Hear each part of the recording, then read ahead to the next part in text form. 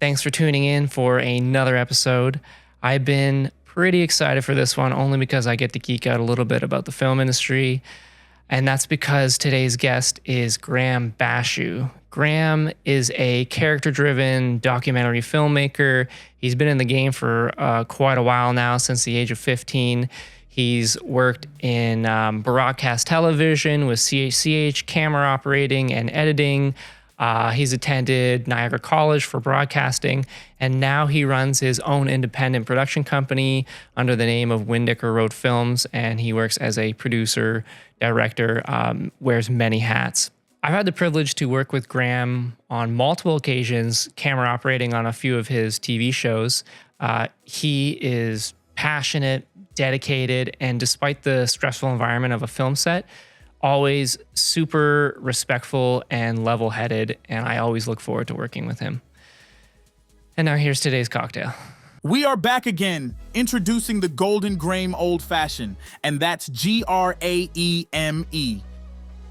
First step, and the entire essence behind this drink is a Golden Graeme simple syrup. This is a 1-to-1 ratio of water and sugar, and healthy amount of Golden Graeme cereal, at least a cup. Rim your cocktail glass with an orange. Roll half of it over crushed Golden Graeme for garnish. Add your Golden Graeme simple syrup, a few dashes of Angostura bitters, and a splash of water. Stir to combine. Next, add 2 ounces of bourbon, a large ice cube, stir well. An orange twist for aroma, flavor, and color. And lastly, a cherry, because why not? Stir, garnish with additional Golden Graeme square, and enjoy. And now here is the Golden Graeme himself. Hey you, you're listening to Just Drew, Just Drew, Just Drew. I like it all. Thank you. It's just like we just kind of shifted quickly from Simcoe. Sorry. Yeah, it's good setup. The low ceiling helps too. It's nice and intimate. Yeah. Good foam core bounce. It's inconvenient for like lighting and stuff, but it's fine. Yeah. You don't need a whole lot in here anyway. Just bring up the base light. Yeah. That's good. The one in Simcoe, I had the light above and I had it like double diffused and everybody, it just looks nice, but nice and flat. But it's too low now. So I don't know. I'm tweaking it. You can tweak it. Yeah. The important thing is the space is good. It doesn't feel cramped or anything like that. No. It works out well. Yeah. Yeah. That's good. Yeah. As someone who I don't think you've ever seen my office, have you? I don't think so. My office is like another member of my family. It's so out of control. Is it? Oh God. It's like another member of my family. Holy.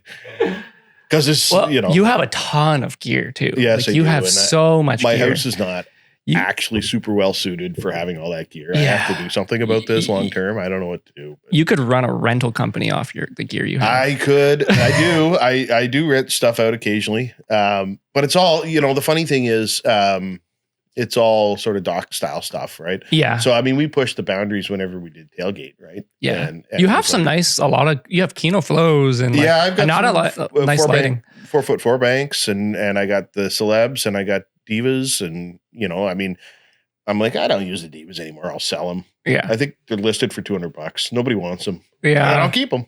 Yeah. They still look nice. They're awkward to use sometimes. But, yeah. But it's all that stuff is sort of for doc style stuff. So it's, for shooting narrative films or events or something like that. It's not super well you're not suited tweaking little lights and highlights and no, not really. Yeah. If we can see everybody, that's the main thing. But I occasionally get my buddy in St. Catharines, Peter. He's like, "Oh, have you got access to a riser or have you got access to?" I can't remember what it is. He does a lot of live streaming. I'm like, I don't really carry a lot of live streaming stuff. Yeah. I mean, I do like one live stream a year or something like that. I do more, but it's like I got to go find those clients, and I'm not going to go buy a bunch of gear for clients I don't have. Yeah, I kind of will. But that's kind of the thing I'm battling with. Is just like I have a very minimal gear list, but it's like if I'm shooting anything independent, it's smaller, and anything bigger, we're renting from a rental company. So it's like, why do I need to buy? And you're working in Toronto, so you can. That's not a big deal. Yeah. Right. I tended to buy a bunch of stuff that I knew I would have to travel far to get. Yeah. If I could get it at a good price, and then if other people needed it, then it's available. Yeah. Right? I'll rent to my friends. I'm not going to rent to anybody, but I'll rent to you. I'll rent to, I rent to Dean, like if he needs extra C stands, no problem. Yeah. Right. And we'll do it at a competitive rate so that you don't have to drive into Hamilton to get them. Yeah. Because for him in Delhi, it's like Hamilton or London, and that's it. Yep. Either way. Yep. That's a hike. There's a new one that popped up in Hamilton, a little boutique shop, but they have pretty much everything you need. It was nice because I was going to a Etobicoke. Yeah. To, Canadian film what equipment. You're talking about. I can't remember. I don't know the name. Picture Perfect is one, because whenever we did Song Circle, Realstone, he's just like, what else do you need that I don't already have? Yeah. And I'm like, I don't know. Go talk to Sophie. Yeah. They did a list, and he just put it on the studio rental, right? He just went and got it all. Yeah. And it was Picture Perfect that he got it all from, and they had everything.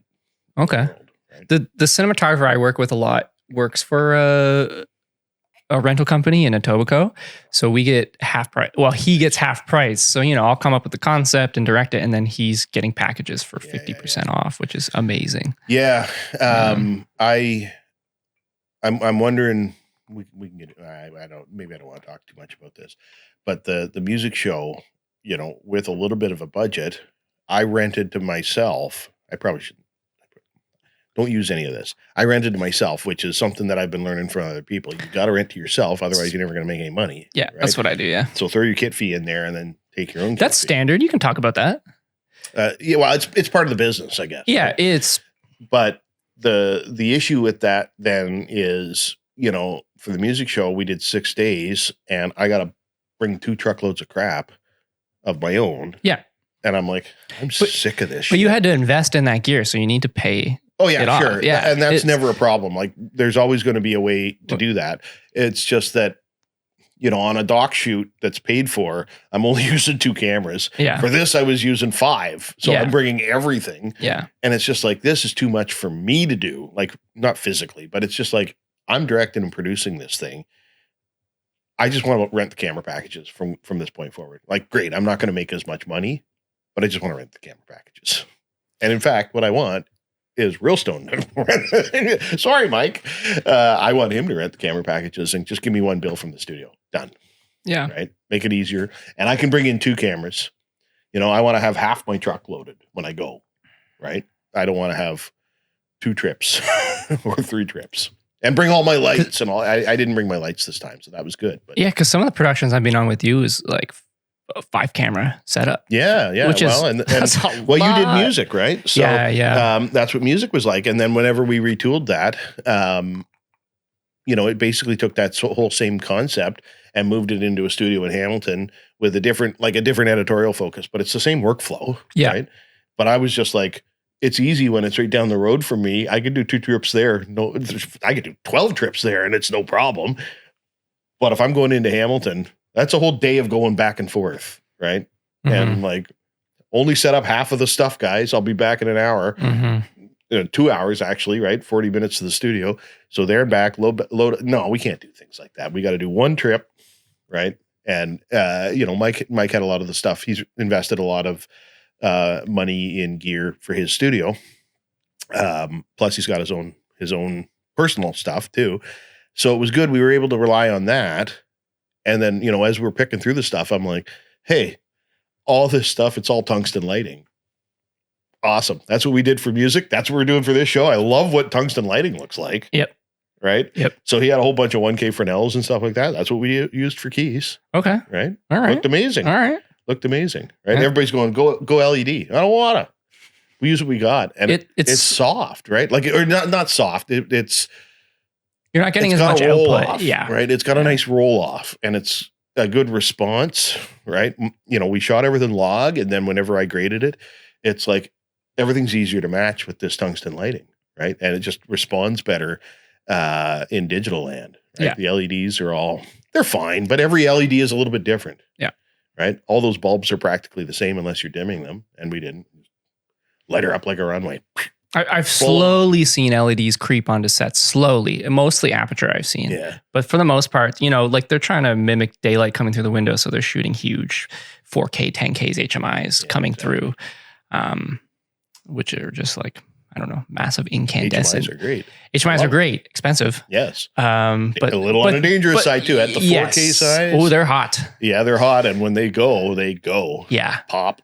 Yeah. We the one spec ad we shot, I was gonna we say, blew a socket. yeah, it almost didn't start a fire, but wasn't the socket black? When Yeah, but it shouldn't have blown because we had like pros on and it was a studio, so their electrical should be set up. Even having pros on hand, you ended up with a black electrical outlet. Yeah, but I don't know, they were really good crew, but I don't know. Yeah, an HMI. HMIs are you need a bit more knowledge to work with that stuff. Because is it like gas in the? Is that the HMI? Yes. So there's gas in the bulb. Hydrogen metal iodide. Yeah. Right. So it's like a filament, hydrogen, and it superheats the gas. Hydrogen's a scary one. Yeah. We know about hydrogen. Yeah. You can look it up. You can ask Chad if you want. Just hit the chrome. Hindenburg. Remember the Hindenburg? Was that helium or hydrogen? No, that was hydrogen. Hydrogen. If it was helium, it wouldn't have blown up. What am I Helium catches on fire, I thought. Probably everything catches on fire. Even oxygen. Given the right circumstances. Yeah. Well, yes. You need the oxygen. Yes. And there's your problem with, any of those gases in, an enclosed space. They're in a vacuum. Yeah. They're not in a vacuum. Plus current, plus oxygen, kablooey. Hey, Drew, do you want to just make sure you're recording that screen? He's looking it up. I think I am. Oh, you are? Or this is like lit up, but everything else is okay. not. So I think it's recording this one, right? We're just. I think it's recording that. Yeah, I put it on. No, I don't think it's record. Is that an R5? No, an R6. I got an R5C. Oh, do you? So C. What's the Cinema. C? Cinema. Oh, cinema. Oh. Yeah, cinnamon. You're a Canon guy, thick boy. which I appreciate. I love Canon. Yeah, that's what I started with. Sony. That's what I am shooting Yeah, on Those are right nice now. cameras. R6 is a nice camera. I love it. It's great. I was on the edge between both of them, but I'm for what I'm doing, like amateur stuff. Well, not amateur stuff, but amateur stuff. Like you made $1 yet? You're not an amateur. Thank you. Just like weddings and small business videos and stuff. I just needed something that shoot log, and I wanted the R5 for like. You know what the R6 is? It's great. It's full frame, right? Yeah. It's got all of the crap that the R5 has, except for the IBIS. 8K.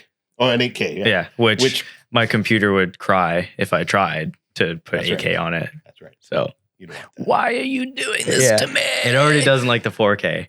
Yeah. You know what we used to say about 4K, right? We used to say all it does is fill up hard drives. Now what we say about 8K, it just fills up SSDs. Yeah. There's no point in putting that on a hard drive. No. You're not going to keep up. See, I've never shot 8K. It's a little overkill, but I like the 4K because you can reframe. Sure, yeah. Which I'm a huge fan of, and you're not going to lose quality. Yep, I like that too. Although, the reframing, the field of view, changing the field of view digitally rather than optically always looks different, right? It doesn't necessarily look bad, right? But it looks different.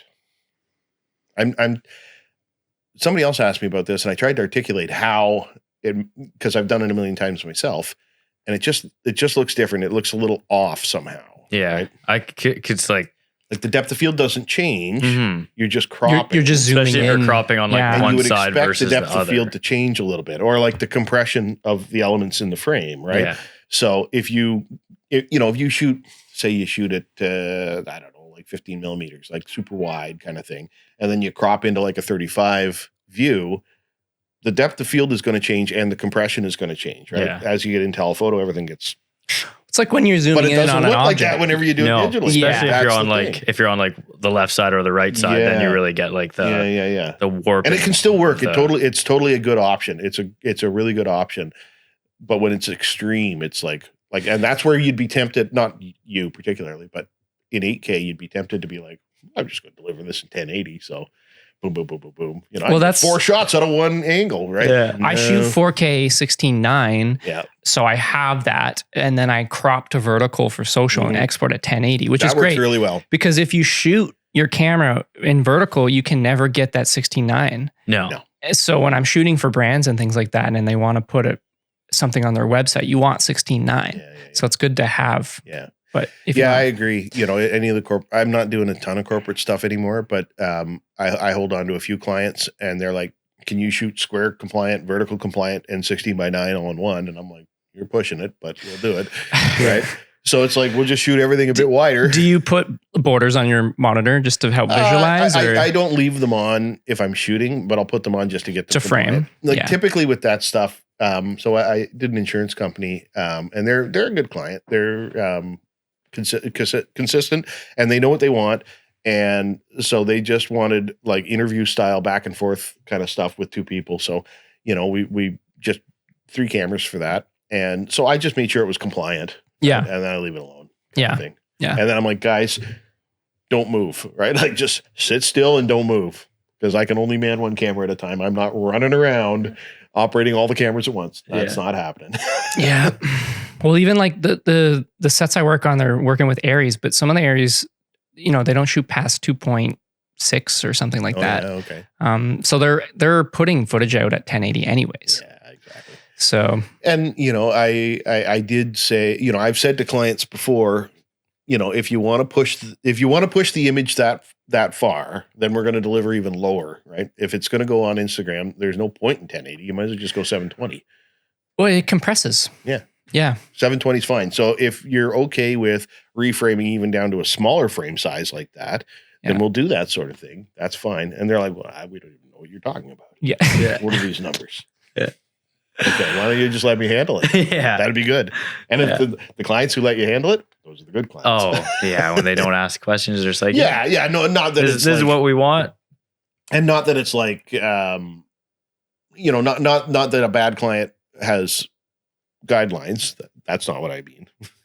A bad client will micromanage. Sure. And they also, I feel, don't understand the process. Whereas better clients have done it before and have hired people before, and they're more familiar with the process, and they tend not to micromanage as much, I find. And we all hope, right? We all hope that we develop, like client, me, you, all of us, that we develop a sixth sense for this stuff. The more you do things, when you start out, you're like, I'll take any client for any money. Yeah. And then you realize that that's a problem, right? That you can't undercut other people. And also clients will expect that. Certain clients will expect that, and to tell those guys to go elsewhere, right? Yeah. There's someone out there for you who will make a fully shot, concepted and edited video for $50. There is somebody for you.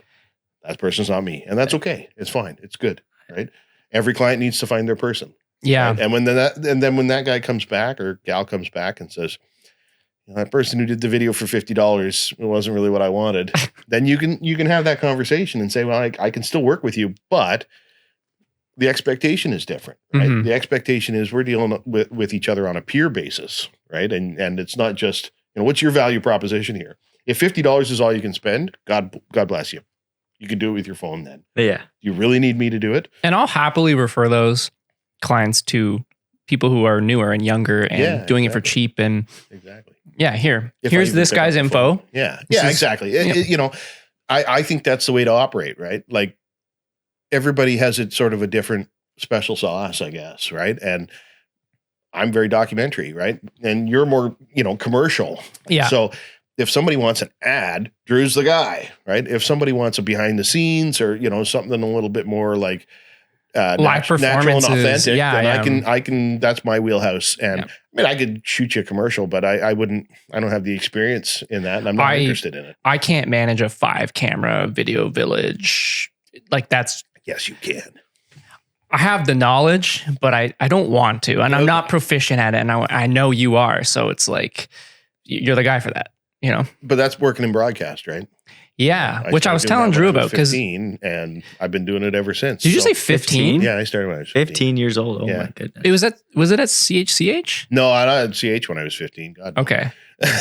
Well, let's dive in. How did you get into this whole industry? Well, when I was 14 or 15, I grew up in a small town, and we had a community channel, right? Like the cable company had a community channel, and they always had this old fashioned, I wish I had a picture of it just to show you guys, right? Because you're younger than me, and technology is so advanced now, but it was like an old Chiron, but like pixelated and everything like that. It was just all day long.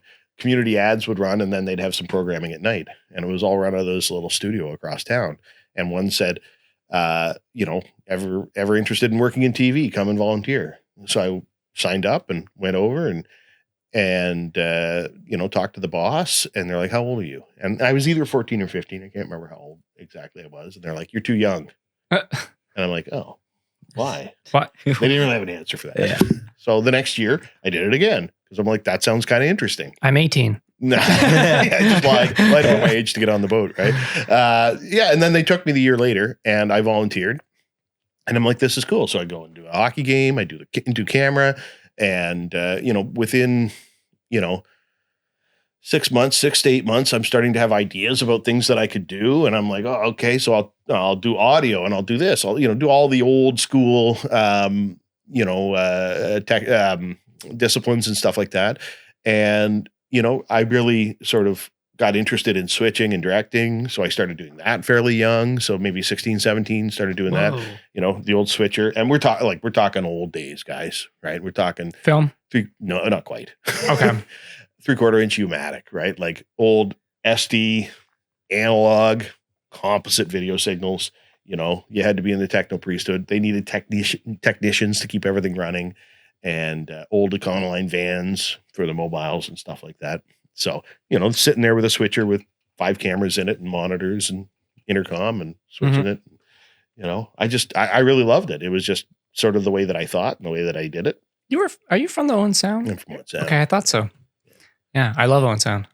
I grew up kind of going to Harrison Park every year. Right. And my dad before that. So my dad's been going since he was a baby. And so it's Little Harrison Park. I have a soft spot for Owen Sound and Sable Beach and that whole area too. Mm-hmm. Yeah. And the funny thing is now people say, are you from Owen Sound? Yeah, I guess I'm from Owen Sound, but I've actually lived away from Owen Sound longer than I ever lived in Owen Sound now, right? I was gone when I was 18 and I never went back. Yeah. Well, I went back for like 3 months, but I couldn't stand living with my parents. So gotta go. Great spot though. Lots of opportunities there. Yeah. Like for me, right. Lots of the people that I went to high school with, they went to university and business degrees and stuff like that. I'm not interested in any of that. But to have the opportunity to get your feet wet doing production, right? And already developing some techniques and developing some people skills that I would use later. Like a lot of that technology is a lot of it. It's all gone. All of it. It's all gone, guys, right? Like all gone. But the techniques behind it are still there, right? I mean, we were framing for 4x3, but the rule of thirds is still the same. Someone was asking me about that, like, because I did a year at York for film. They're like, what has changed? I'm like, the theory stays the same. It's the equipment that changes and the processes. Yeah. And, so, I mean, I went to college at Niagara, and I remember sitting there, and like one of my profs is still one of my good friends. And I remember him saying that, right? Like learning about the color composite video signal is maybe not the most important thing in the world that you're ever going to do, right? Because someday the color composite video signal isn't going to exist anymore. Yeah. It still exists, but it's understanding the technology behind it, and then being able to take the technology and take that, knowledge and apply it to a real world situation, right? So whatever that technology is, it's the concept behind, can I get this thing to do what I want it to do in order to get the editorial done the way that I want it done. I know how I want to tell the story, but what processes do I want to use to do it? Yeah, exactly. And you do need to have some of that knowledge, right? I'm a very practical person, so I can sit there and I can read a book, I can read manuals, I can all that kind of stuff, but then I have to put it into practice, right? We're going to take this, time code is a good example, right? We're time code gurus now. We've done so much time. You know about this, Drew. We've done so much time code stuff with syncing multiple cameras for a shoot, right? But we have to understand how time code works in order to apply it to syncing all these angles. And time code on DSLRs, that we're plugging time codes into the sound import on a that's right. On a like an R6. Yeah. And you guys are doing that now, right? Yep. Welcome to the priesthood. Well, like sometimes I'll use. I have the Rogo Lavs I'll use a lot, and Premiere just has an auto sync option now, and it works. I would say 95% of the time. Yeah, and same thing with Final Cut and Resolve too. Yeah, where we ran into problems with that we're going off. We're like, we're going over here now. It's okay. We'll go back. Lots of time. Yeah, absolutely. Where we ran into problems with all the multi-camera stuff where, the auto syncing was a pain in the ass, was frankly doing it in bulk, right? So doing multiple takes, multiple angles, Multiple cameras. You would have to do that one by one. When you need time code. That's like you can't. Well, that's helpful, right? Yeah. With Final Cut, and I like the editorial in Final Cut. It's not the best editor in the entire world, but there's all sorts of different third-party tools that help with the workflow. So there's one that just takes all your angles out of your event and batch syncs everything by time code. Okay. So as long as you've got time code on all of that stuff, one touch, all your dailies are done for the day. Yeah. Like in a minute. Yeah. And I'm like, dude, okay, it takes longer to copy this stuff than it does to actually sync it. Then I can get in there and name everything, and I can be cutting in like moments. Yeah. Right? Awesome. Yeah. We all know shooting costs money, editing makes money. Yeah. Gotta get into I editing like as the quickly way as possible. you framed that. Yeah. The Yes. quicker you can get into post, then you're happy. Even for this pod, I've kind of streamlined it. I have a AI multi-cam editor. Oh, okay. How 'Cause does that work? Because if Does this it work well? Oh yeah. Yeah? I can show it to you if you want. Okay, I want to see it. If it's a 2-hour podcast, if I'm going to camera switch, I have to camera switch for 2 hours. Exactly. And that's 2 hours out of my day. And now I just, you can tweak it and tell it to, if someone's talking, shift in 0.5 seconds or 1 second. And it is flawless. So I record each mic individually, all separate WAV files. Yep. So it knows which to switch to. And you just tell it, okay, this WAV file is that camera. And it just takes maybe 2 minutes to do. Yeah. See, Blackmagic did a sort of a, not quite the same thing, but a same kind of concept with the ATEMs and Blackmagic cameras. If you use the little ATEM ISO switchers and you're doing a live stream, like you guys could have done that the same way, right? Yeah, I could You have could have Drew switched switching, but I want him to be more But if you engaged. have Blackmagic cameras, then it'll populate Resolve with the cuts and take the ISO records off the cameras, which is actually a great idea other than having to use Blackmagic cameras, which we all know are garbage. Although, I don't know. They look nice, but they're just... I've worked with some DPs who love the Ursa Minis, specifically because they like the way it looks. Image quality, great. Yeah. Usability. Functionality, I don't have a lot of experience with them, but the DPs I talk to who like to grade and stuff, they love grading Blackmagic. Of course. Yeah. Because it's all minimum 10-bit, I think. Minimum. Yeah. And they've put a lot of effort into the color science, I think, recently. They totally have. Over the last have not decade. put as much effort into making the cameras usable. That's always the issue. That's kind of important to me. This camera pisses me off because it doesn't have a screen that flips out. It only flips like this. And that's an A7? This is a 7.4, so it's a photography camera, but it does shoot 4K video. At the time, there wasn't anything that did both really well. Yeah. And I do shoot a lot of photography, and I needed something with a huge, this is like a 63 megapixel sensor, which is, easy. Insane. I can zoom in on pictures and blow stuff up on billboards. It's perfect. But I also needed something that does video. But the problem is, as soon as you put a monitor on and you want to shoot 4K, it can't record 4K and feed to the monitor at the same time. So it goes black. And then, Canon has all these flip screens out. And I'm like, this is great. You can see yourself. Yes, it is. And I don't know why. So tons of complaints. And then the next camera came out. They added the swivel. Of course they did. Yeah. A simple thing that all cameras should have. And then they came out with the A7 III, which is like a perfect balance between photo and video. But it just, at the time, it wasn't out. And then the FX3, and then the FX30. 3, yeah. Yeah. And then the FX6 and the 9. I've shot with the FX30. Amazing. Crop sensor, though. Yeah. So, that's fine. Yeah. Crop sensor's fine. So FX30 is great. I would love an FX3. I shot with a 6 and a 9. And they were fine. FX6 I've shot with. Yeah, Chris Atkins has got a 9.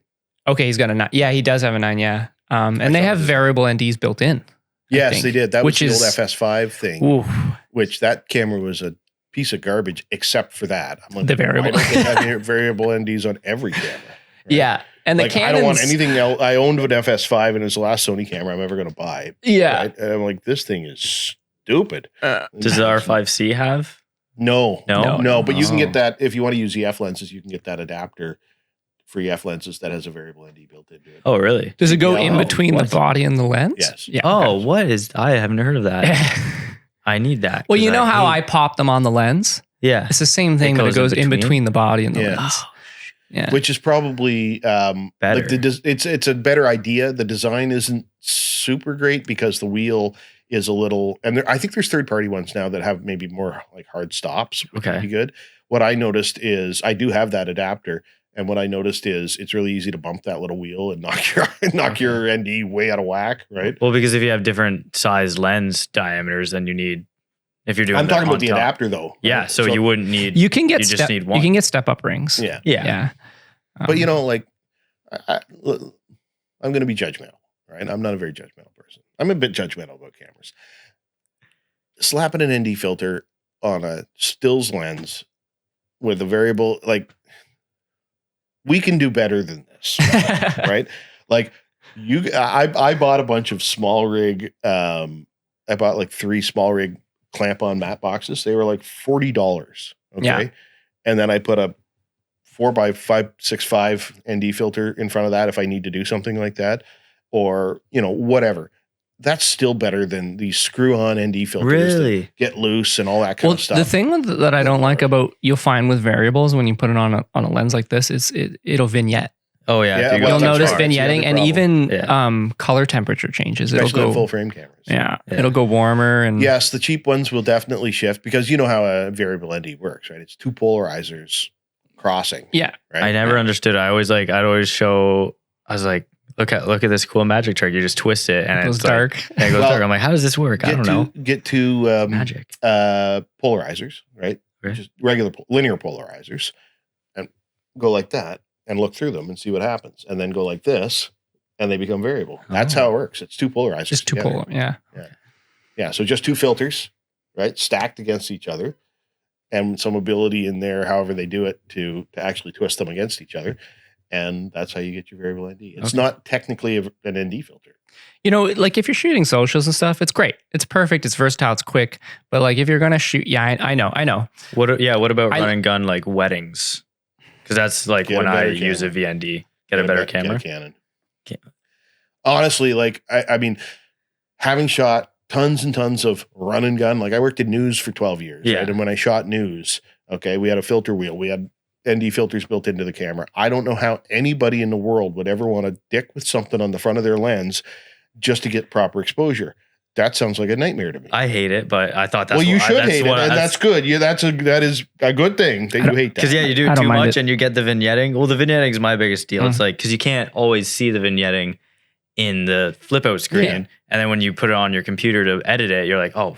Here's fucking my take on sweet. it. If you're doing low budget social media stuff and it's quick and it's versatile and it makes your life easier, Yeah. the client and people on Instagram, they're not going to notice. Graeme will notice because he's an expert. Well, okay, fair, but it's down to usability, right? Like I want to get that shot.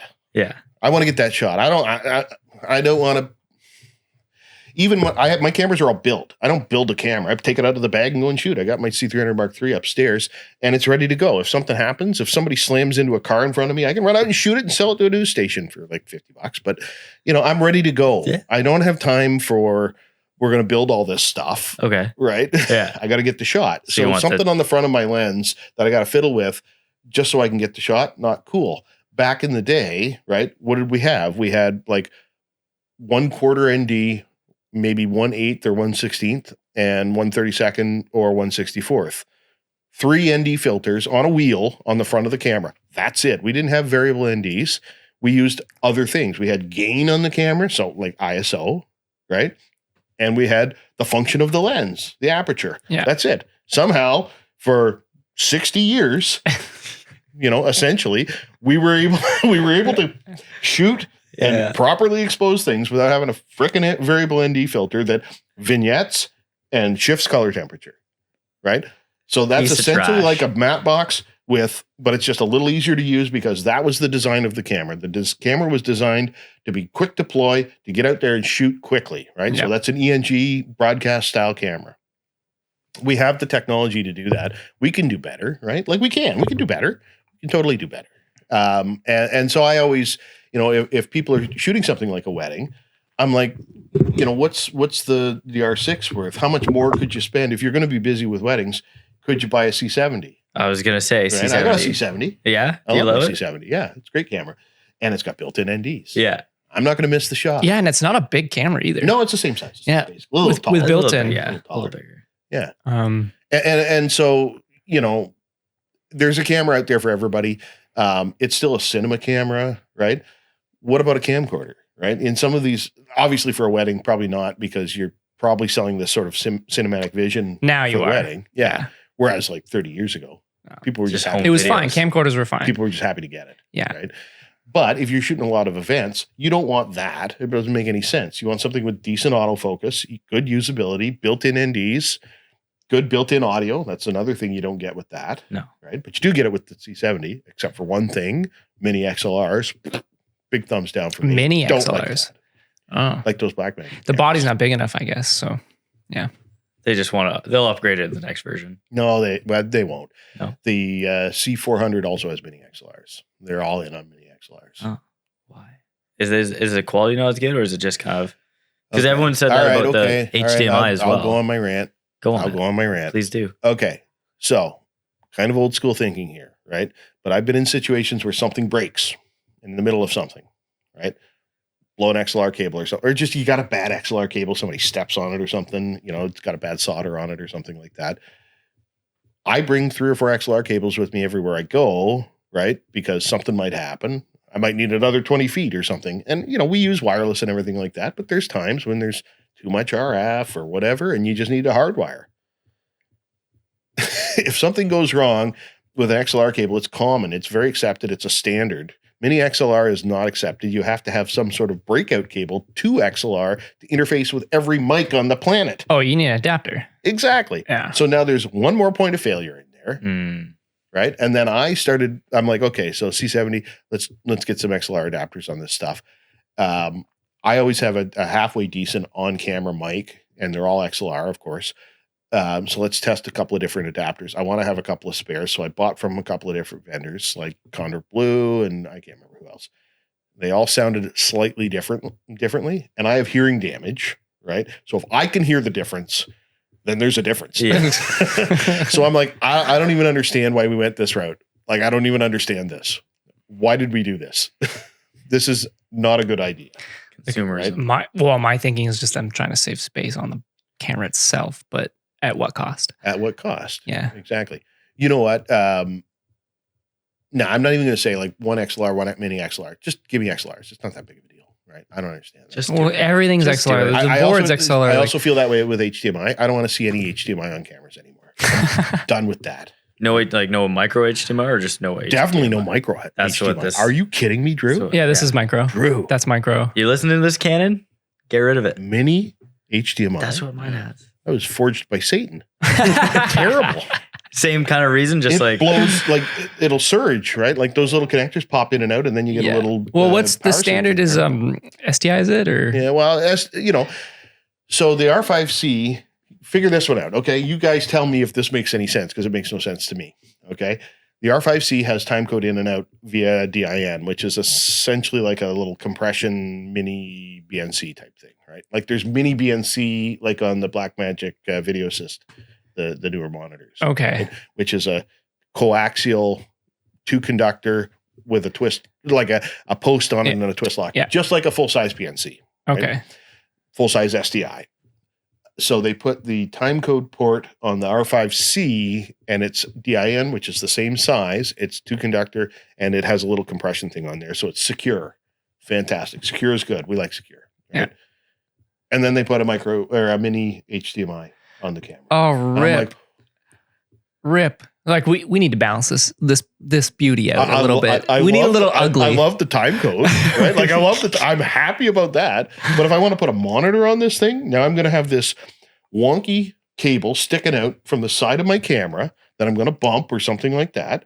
and it could fry the board. This has happened. It could fry the board on the camera.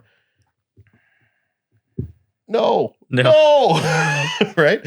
If you got space for one DIN on that camera, why don't you have space for two? Yeah. Some of the stuff I wonder them designing it is like the people designing it, do they actively shoot? No, probably not. Probably not. But they Back in the day when I built mobile trucks, the guys who would build mobile trucks, they'd put the monitors up here. I'm like, my neck is going to get sore looking at this for 8 hours. Yeah. Going down. Oh, okay, that makes sense. Yeah. One time I helped redesign an edit suite because we needed to have mixers. We needed to have audio mixers for monitoring in there. And the mixer, there was an NLE in there. I can't even remember what we were using. There was an NLE in there, and the mixer was on the right-hand side. And I'm like, mouse here, right? Like a DJ. No, let's put it over here. Do we have to put the mixer over here? Well, it would help, right? That would be better. So no, people don't always think about things like that. And, I think feedback, right? They should pull users in and be like, what do you think about this? And They do, right? Yeah. But I mean, think about the use case scenarios. There's a million use case scenarios. Some people are like, HDMI is great. For some of the same reasons that I say XLR is great. You can go to Walmart and buy an HDMI cable. You can't do that with a BNC. However, coaxial BNC cables are less likely to fail than HDMI. Yeah. Right. I mean, how many times we did tailgate, we did all these different things. How many times did we bust an HDMI cable, take the end rate off of it? Yeah. Right. Just keep on trucking. Have we got any extras? No. Okay. I guess we can do without. Yeah. You can't go to Walmart and buy a 100-foot HDMI. Which is, I think, why like on sets in Toronto, they're not using the full blown LED aperture stuff because I was talking to them, they're not durable and rugged like all the other lighting. And it's not that they don't produce good light. It's the durability of it. Well, and you think about, you have to rely on your stuff, right? So as I acquire equipment, we're like talking a lot about equipment, but it's good. Reliability is super important, right? And so do companies support the gear that they've got? Zhiyun is a good kind of example, right? Kind of like had a bit of a crappy reputation for support. And then they came out with those. Have you seen those Molus, those COB lights? Yeah, I've been looking at lighting a lot. Yeah? Yeah. Good? So what they are is high output, right? Okay. So that's great. If you just need to like blast a crap ton of light in somewhere and you just need a small light to do it, otherwise what are your options? You've got some of these bigger aperture lights, the 300Ds, and I've got a Forza 300, which is a big light. Yeah, I like Forzas. I like Forzas too, but it takes, if you're somewhere where you don't have access to AC, then you're going to have to power it off of two at least 120 watt hour batteries, right? And it'll do it, but more stuff to bring. These little Molus lights are this big, right? Can stick it in my backpack, can stick it in my back pocket. Yeah. The batteries on the Molus is not so great, right? So now they've replaced the batteries and you can send them in, the old ones in for a board replacement. Nice. We were using great. That's an improvement on what they were doing before. Right? Yeah. Apparently. What were those little aperture lights? Do you remember those on set? MCs? The little they're tiny, but what I like about them is they all connect to your phone. You can have 10 of them, and you can tweak color temp, brightness, and you can hide them in behind for little hair lights and kickers, and they're wonderful. That's one thing where when I get lighting, I want to choose one brand. I'm looking at small rig. You don't like having 19 different apps for light? No, I don't think so. I don't have any lights yet, but when I'm thinking about it, I know small rig has a lot of theirs are app controlled, so it's lights. You gotta be careful. I know. This is the golden age of lighting, man. This is the best time it really is. It really is. Yeah. You can buy something brand new like one of these Molus lights or the G60 Molus is pretty neat too. Atkins has a G60 and it's a cool little light. It's like more of a cube. And they're like tiny. They're tiny and they got this high output. COB lights are pretty neat for that. There's none of that weird ass LED panel, multiple shadows for multiple like that one. Well, it's got a softbox on it, so that helps. Yeah. No, right? I love this light. But if you go bare with that, which a lot of people do, right, or just put like a milk filter on it, then you're going to see those shadows from each point of light. That's the difference between a bulb and an LED, right? Multiple light points of light cast multiple shadows. The COBs are better that way because they jam all those emitters onto a little chip, right? Yeah. The little yellow chip. And then it's more or less one source of light, kind of, right? Kind of.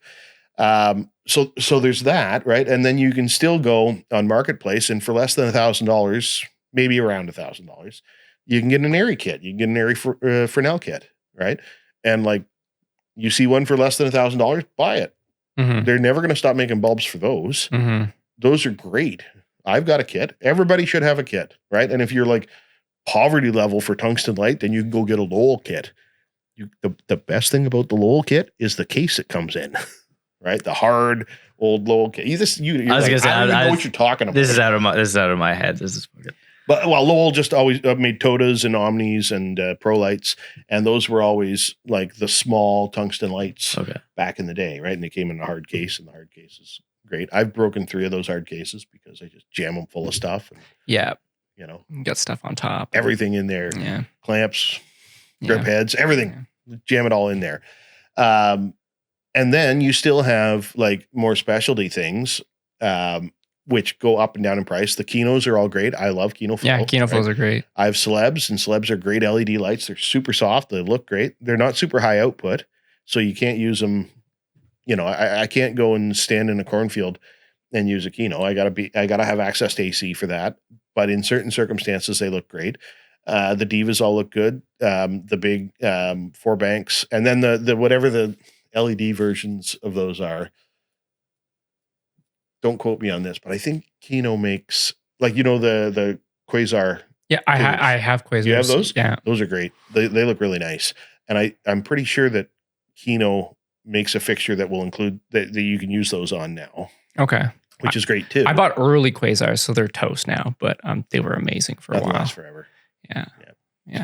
Well, the batteries are shot on them. Batteries are shot on them. That sucks. Yeah, that does suck. Yeah. I've seen a buddy of mine in Ottawa. He has, I think it's the Godox ones, and they look really nice. Yeah, Godox are. Yeah, I've seen. What are the cheap ones? But here's the thing, right? The batteries are toast, right? The reliability is like, when are the batteries going to go toast? They're going to go toast at some point, right? You don't really have that problem with a Sky panel. No. Right? It's got a warranty. Well, and that was what I was referring to. Designed by Germans. Yeah, about durability. It's just repeat. Exactly. So, there's tripods are another one, right? You know, I'm not going to razz you guys on your Manfrottos, but it's okay. I just bought one. I like Manfrotto. No. What do you like to use? What do I like to use? Yeah. O'Connor's. Okay. Okay. But you know what though? I was very fortunate in my life that whenever I started at 15 years old, I used O'Connor's. Then when I worked in news, I used O'Connor's. I've really never ever used anything that wasn't an O'Connor until I had to go out on my own and I had to pay for an O'Connor. Then I didn't have an O'Connor. What does like an O'Connor? Oh, it makes you coffee. It does your laundry. The gold standard. Right. Like everybody loves Sacklers. I love Sacklers too. Yeah, Sacklers are I've heard nice. of Sacklers. Sacklers are nice. I'll talk about Sacklers in a minute. The O'Connor heads. Well, okay. So there's two things here, right? Think back to a large broadcast camera. You need payload, right? So you need to be able to a certain payload. Let's say 25 pounds or something like that, fully rigged out. So you need something that can handle that payload and a certain amount of center above gravity sort of thing. So not too high. Cinema cameras have kind of screwed this all up because all cameras used to sort of be roughly the same shape, and now they're all sorts of different shapes. So the O'Connors were this sort of, I guess it would be an advanced fluid head design, and it had infinite counterbalance, which is the whole thing with a fluid head, right? So you want to find a fluid head that has roughly the top end capacity double what your camera weighs, right? So then you would dial in the counterbalance, which is the amount of force the head puts back on the camera when you're panning or tilting, mostly tilting, pretty much just tilting. So essentially, the head will put the pressure back on the camera. If you tilt forward, the camera's going to want to go forward, right? And the head puts the reverse pressure on it to keep it back up. And if you dial that in perfectly, then you tilt forward and leave it. You don't lock it. You don't put the brakes on, right? That's what a good fluid head does.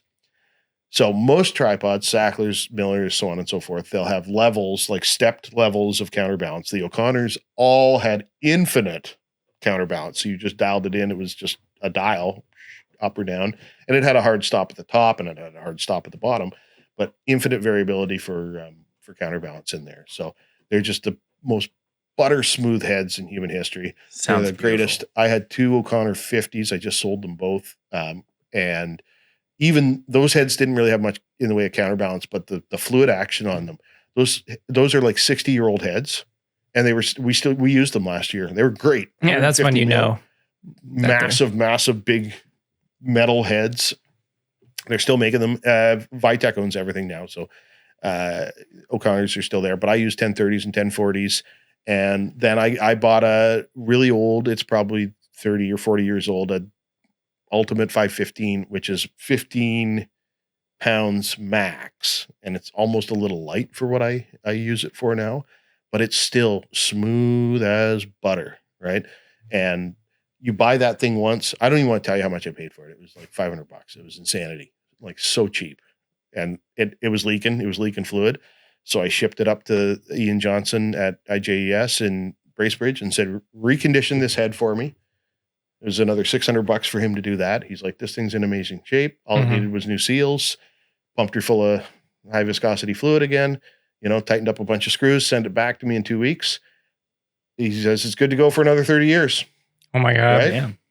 And so for $1,100. Yeah, exactly. Yeah. And I mean, new, that thing was, I don't know how much it would have been new, but they don't make that size anymore. I think the 1030 is the smallest they make, or maybe the 1040. That would be the next step up. So I love O'Connors for that. And Sacklers would be a second choice. I used to really like Miller's. Miller has really good service. They're Australian, and they're the only major tripod company that's not owned by Vitek now, which is kind of good too. So there's ups and downsides to Vitek owning everything. But the last couple of Miller heads that I used, Yeah. I see. I don't have huge cinema cameras, and I'm not. But I'm not payloading, and I'm not doing a lot of panning. Life's too short to have crappy tripods, though. Yeah, this one's nice. It's durable. It's I like it. Yeah, it does the job. I'm down on. I got to be fair, right? I'm down on Manfrottos due to old Manfrottos being junk, right? So my first, like when I first bought my own camera, right? And we're talking back when the dinosaurs were roaming the earth, right? Like this is 1 million years ago, right? There were still chickens, but dinosaurs. I had like I can't even remember what it was. It was a Manfrotto head, and I fished an O'Connor tripod out of the dumpster, and I fixed it up. Oh right? Wow! And it was it was a janky thing, man. But the nice thing about the 40s and the 50L tripods, if you got them with the carbon fiber legs, they were one touch. So you can't see on camera because I'm pointing at a camera. But on where the bowl is on the tripod, where the legs connect, the O'Connors 40s and 50s, they were all geared legs. So there was a red lever for each leg, and then there was one lever for all legs at the top. That's amazing. So you just go pop. Yeah, so you're not leaning down and popping clips. That sounds nice. Amazing design, right? So I had one of those. It was it was mostly aluminum, but a steel one, and it had a center ped on it too.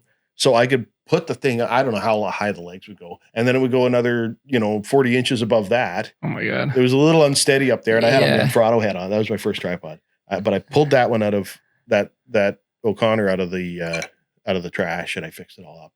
There was a bunch of missing screws, and the one leg was bent. So did you just walk by and see a tripod? And like, how did that happen? Well, which dumpster was it? I'm trying to remember because I was working. I think that's when I worked for Rogers in North York, and it was probably in the dumpster there because it was just like done, right?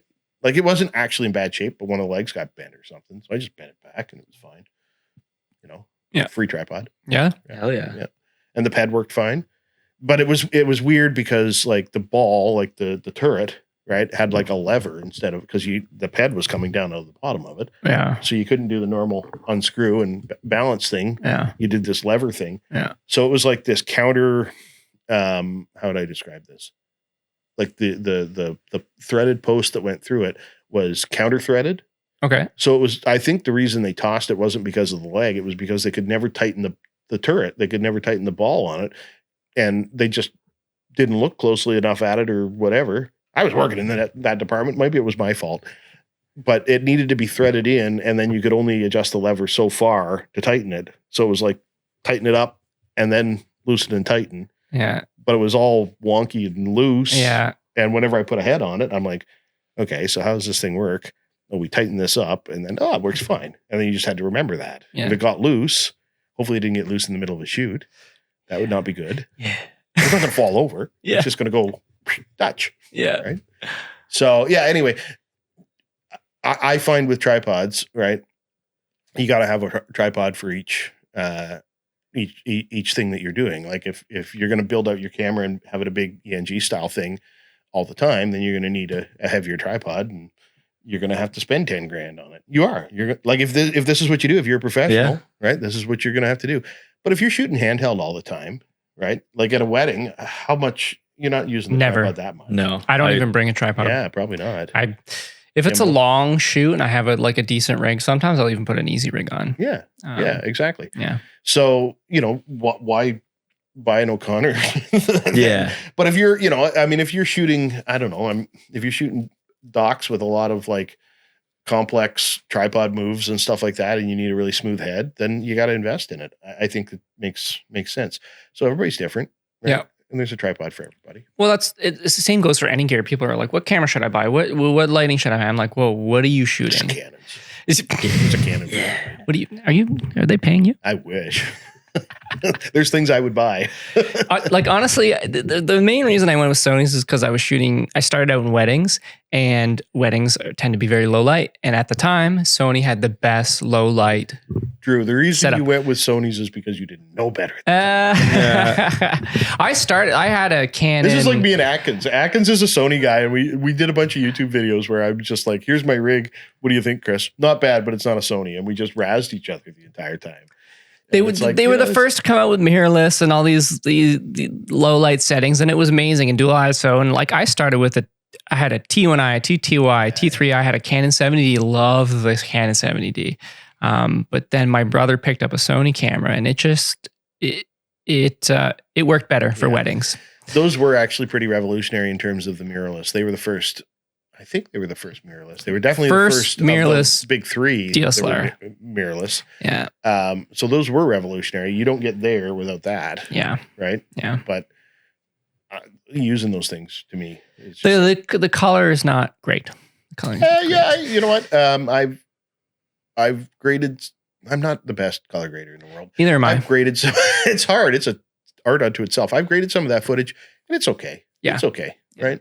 I mean, again, it's like, what are we doing here? Right. Well, even just with photography, when I would shoot even the 70D, I wouldn't have to tamper with it as much. Exactly. And then I pull in the Canon. I have to do a lot more to the image to get it to what I want it to look like, at least for photography. So, I didn't like, and I'm not sure if I don't even know if we should talk about this. Just me bitching about Sony cameras. No, it's cool. I like it. I didn't like how they handled. Well, I'm still like FS5 and FS7. How they handled log and ISO, and how there's like just two settings for ISO. I don't understand this.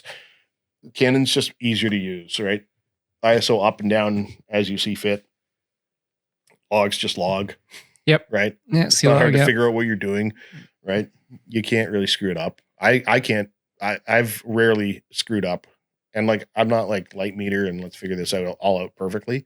I don't have time for this. Right? I look at the histogram. Like, Yeah. Is it balanced? Okay, cool. Yeah. It's nice if you've got a waveform, right? Yeah. Now you've got vector scopes too, which is kind of cool, right? If Yeah. you're questioning, is this like a little too red, a little too green, or whatever, then you can look on the vector scope. Or even the Ninja I have has false color. I like to use. Yeah, false color is great. I can't stand false color. No, Good Lord. I like it a lot. Holy psychedelic. Yeah. Oh, I can look at that for about 30 seconds. I'm like, we're turning that off, right? Yeah, I guess it's a little different. Like in the commercial, where you're really trying to dial in the lighting, to a perfection. Yes. And I don't think it's a tool that you can shoot with all the time, right? Like it's something that it's a reference. It's a reference, and then you turn it off and you focus on your image. Yeah. Of course, what I'm doing is like, we're constantly shifting lighting conditions all the time. You've worked with me, so I could not stand looking at false color constantly. And I'm kind of at the point where it's like, if I don't trust what I'm seeing in the viewfinder, then we're just going to stop and figure this out. Right. So whatever tools I've got on the screen, that's what I'm going with. I'll put a LUT on the monitor I'm using and light with that LUT. And then I'll go to false color or wavelength and just check and be like, okay, yep. And then I'll base it on what I'm seeing. I just use all the built-in stuff. I don't add LUTs to the camera. I guess I could. I never really thought too much about that, but I'll just use the built-in view assist kind of thing, right? I mean, if you shoot log, it's going to be like, inevitably somebody's going to be like, that looks a little washed out. Yeah, it's supposed to look a little washed out. Well, that's the problem when, Trust in the process. Clients are on set and they'll look at the monitor and they're like, this doesn't look, I'm like, it's because it's not a calibrated monitor. That's right. You're looking at log. This isn't what it's going to look like. I think I'd cry in your world there, Drew. I think I'd cry, It's the small clients, the small corporate clients I have.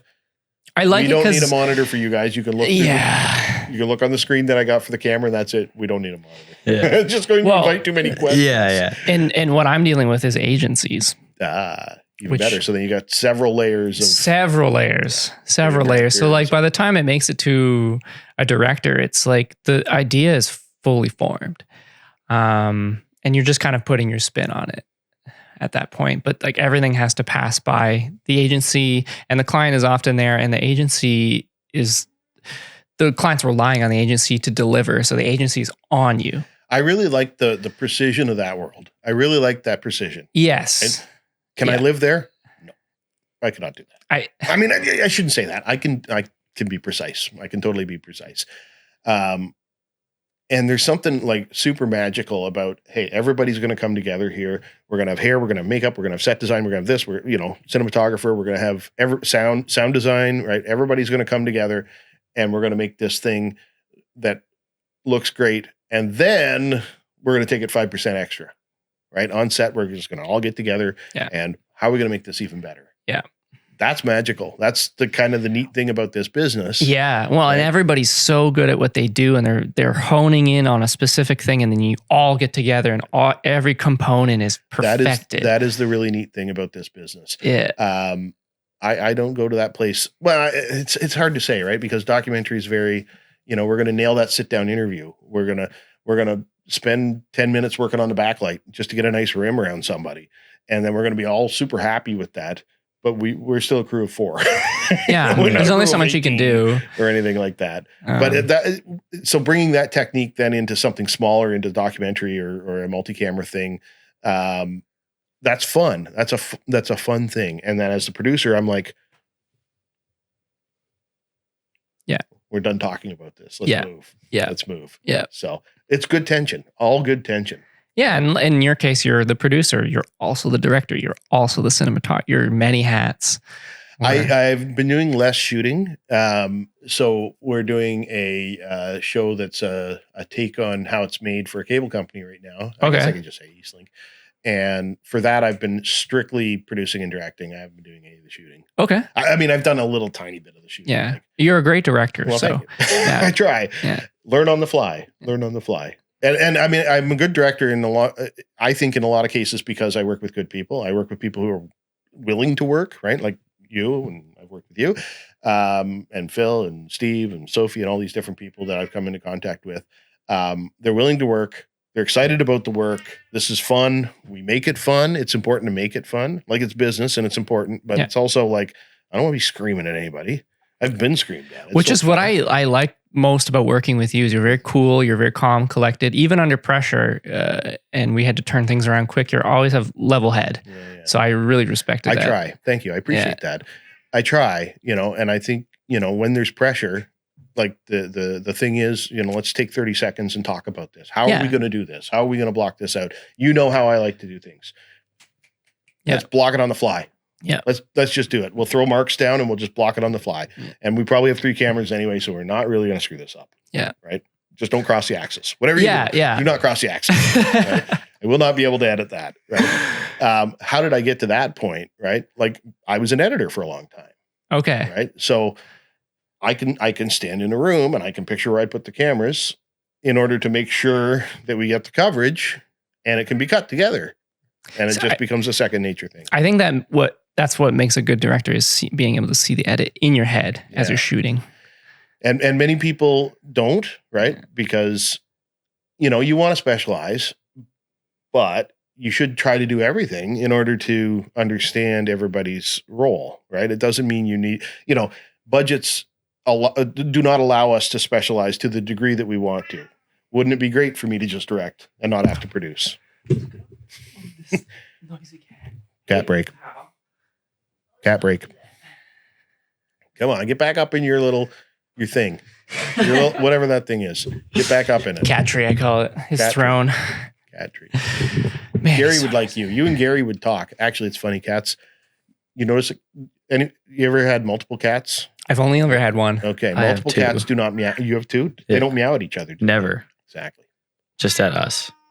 I got a lot of right. Exactly. I agree. I have some theories about cats, so I looked them up, and I think that cats either think that they are human, which almost everybody thinks, or, and I like this even more, they think we're all big hairless cats. I think that's I could probably see it. that. We're part of the pride. Yeah. And we're not even at the head of it. No, No, they are. They are. Yeah, you Little don't own a cat. A assholes. cat owns you. Yeah, I have Yeah. 2 cats that own me, and I dislike them. Well, we'll You tell, dislike them? not to go off topic, but tell Graeme about your little cat situation. So I found a cat. Well, my neighbor found a cat in the alley, and there was this little black cat, and I was like, he just kind of gave it to me. He's like, hey, here's a cat. And I'm like, yeah, okay. It's chill. It was hanging out. I'm like, okay, we'll keep it. My girlfriend was very sad at the time, so she loves cats. I'm like, this will cheer her up. And then all of a sudden, the cat started getting bigger and bigger. I was like, oh, we're overfeeding it. And then all of a sudden, it just got nibbles. And I'm like, this cat is pregnant. So Googled it. Fantastic. And it was such a small cat where, like, it's first litter, like, okay, 2 or 3 kittens, we can handle this. How do you feel about cats? I hate them. Actually, I don't hate them, but I hated having 9 cats. This was a bad situation for you. Yeah, 8 Yeah. 8 cats, If you don't like cats, 8 kittens. 8 kittens. It was a lot. And we kept one, and we have the mom who's super chill. Just a little fat little pumpkin girl. Just sits on my belly in the morning. I have a lot of things to say about this, but I think that what I will say is it's hard to get rid of cats. I heard you Hard to can get rid of donate them to kittens. people. There's so many cats. There's so many cats, right? There is, this may be a little controversial, right? But the shelters, you know, they have to consider euthanizing cats because there's so many of them. And Yeah. now you know why. Because Yeah. you find a cat and it turns into 8 more. Yeah. It was just a little Well, it's not like a Trojan human where horse. you have a kid or twins at the twins. Twins. Yeah. But yeah, these are having 8 at a time. Too many. 9.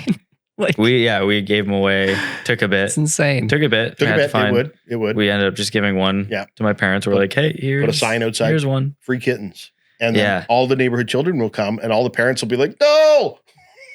Just put in your pocket. Just Yeah. put in your pocket. Exactly. Yeah. Yeah. Yeah. That Parents might will love it. result in you being arrested. Yeah. Could Well, result in you being arrested. Yeah. Is I this- grew up with dogs my whole life, but this moving in with Ashley, that was my first taste with a cat. Yeah.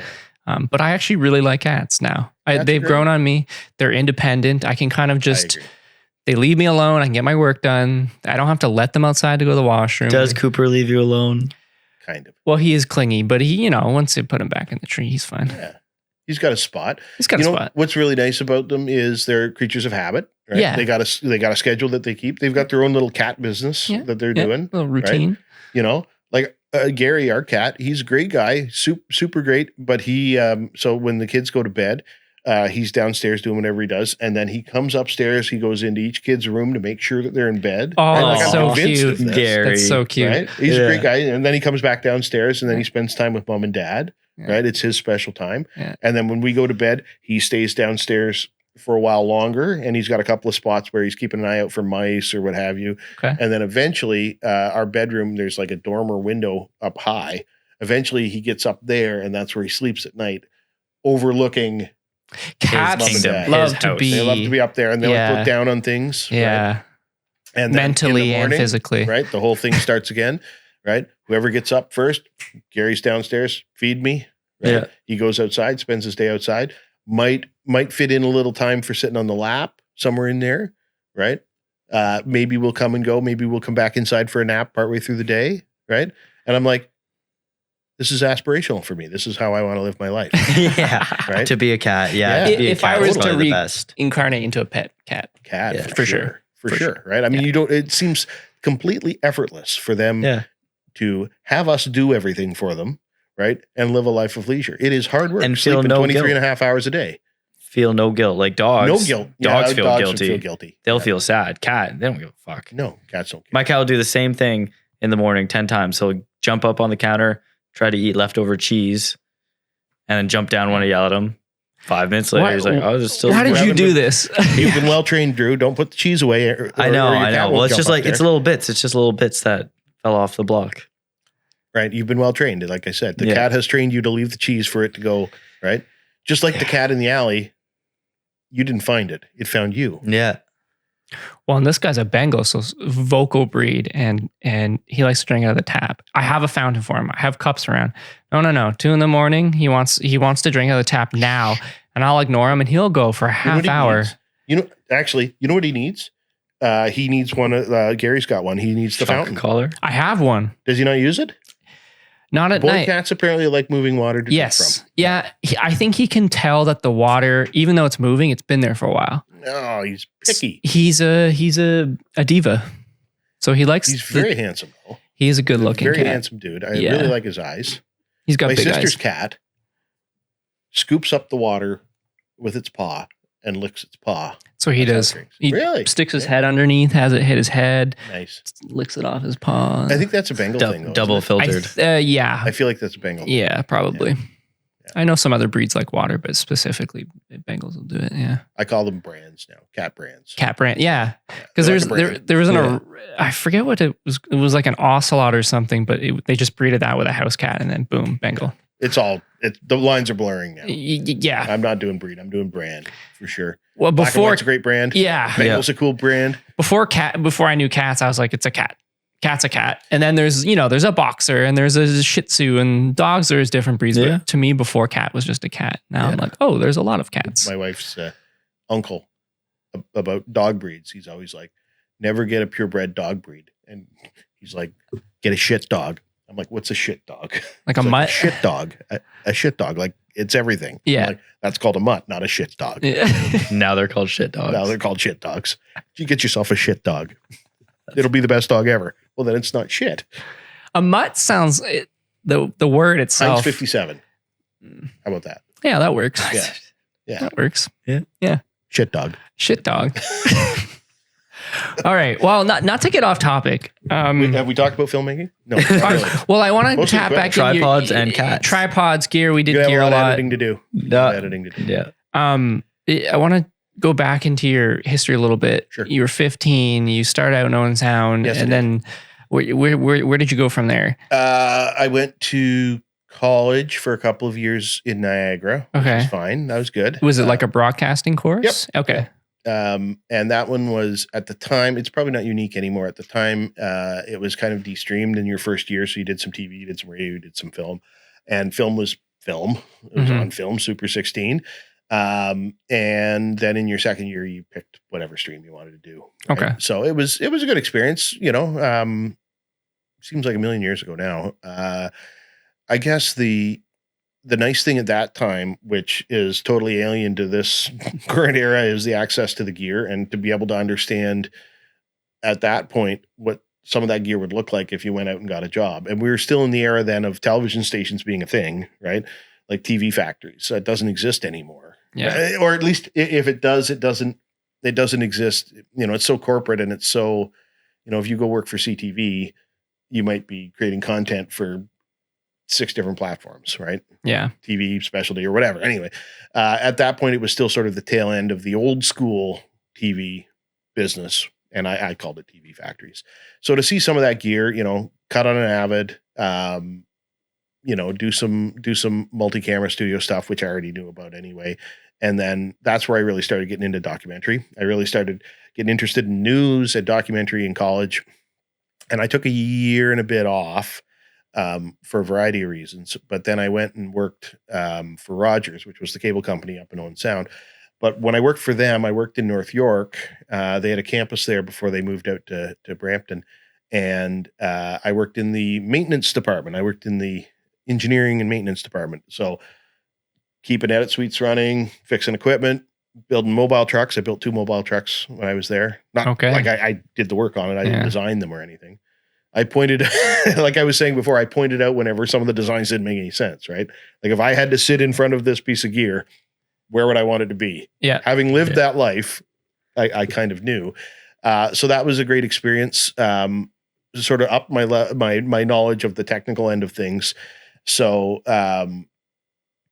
I really enjoyed that. But then after a while, I'm like, I haven't made anything in a while, and I need to make things again. So, and I had taken a year. I just was going to take a year off school. So I went back. I found I was a credit short from going into my 3rd year. So I had to do a year and a half, Okay. which sucks. Okay. But it was actually kind of good then, because what I ended up doing was taking that half year. I took some courses for my 3rd year and I balanced it out. So I had sort of like a full course load, but it wasn't like full time in that half year. And then the 3rd year, I had a full course load, but it wasn't full time either. So I had tons of time.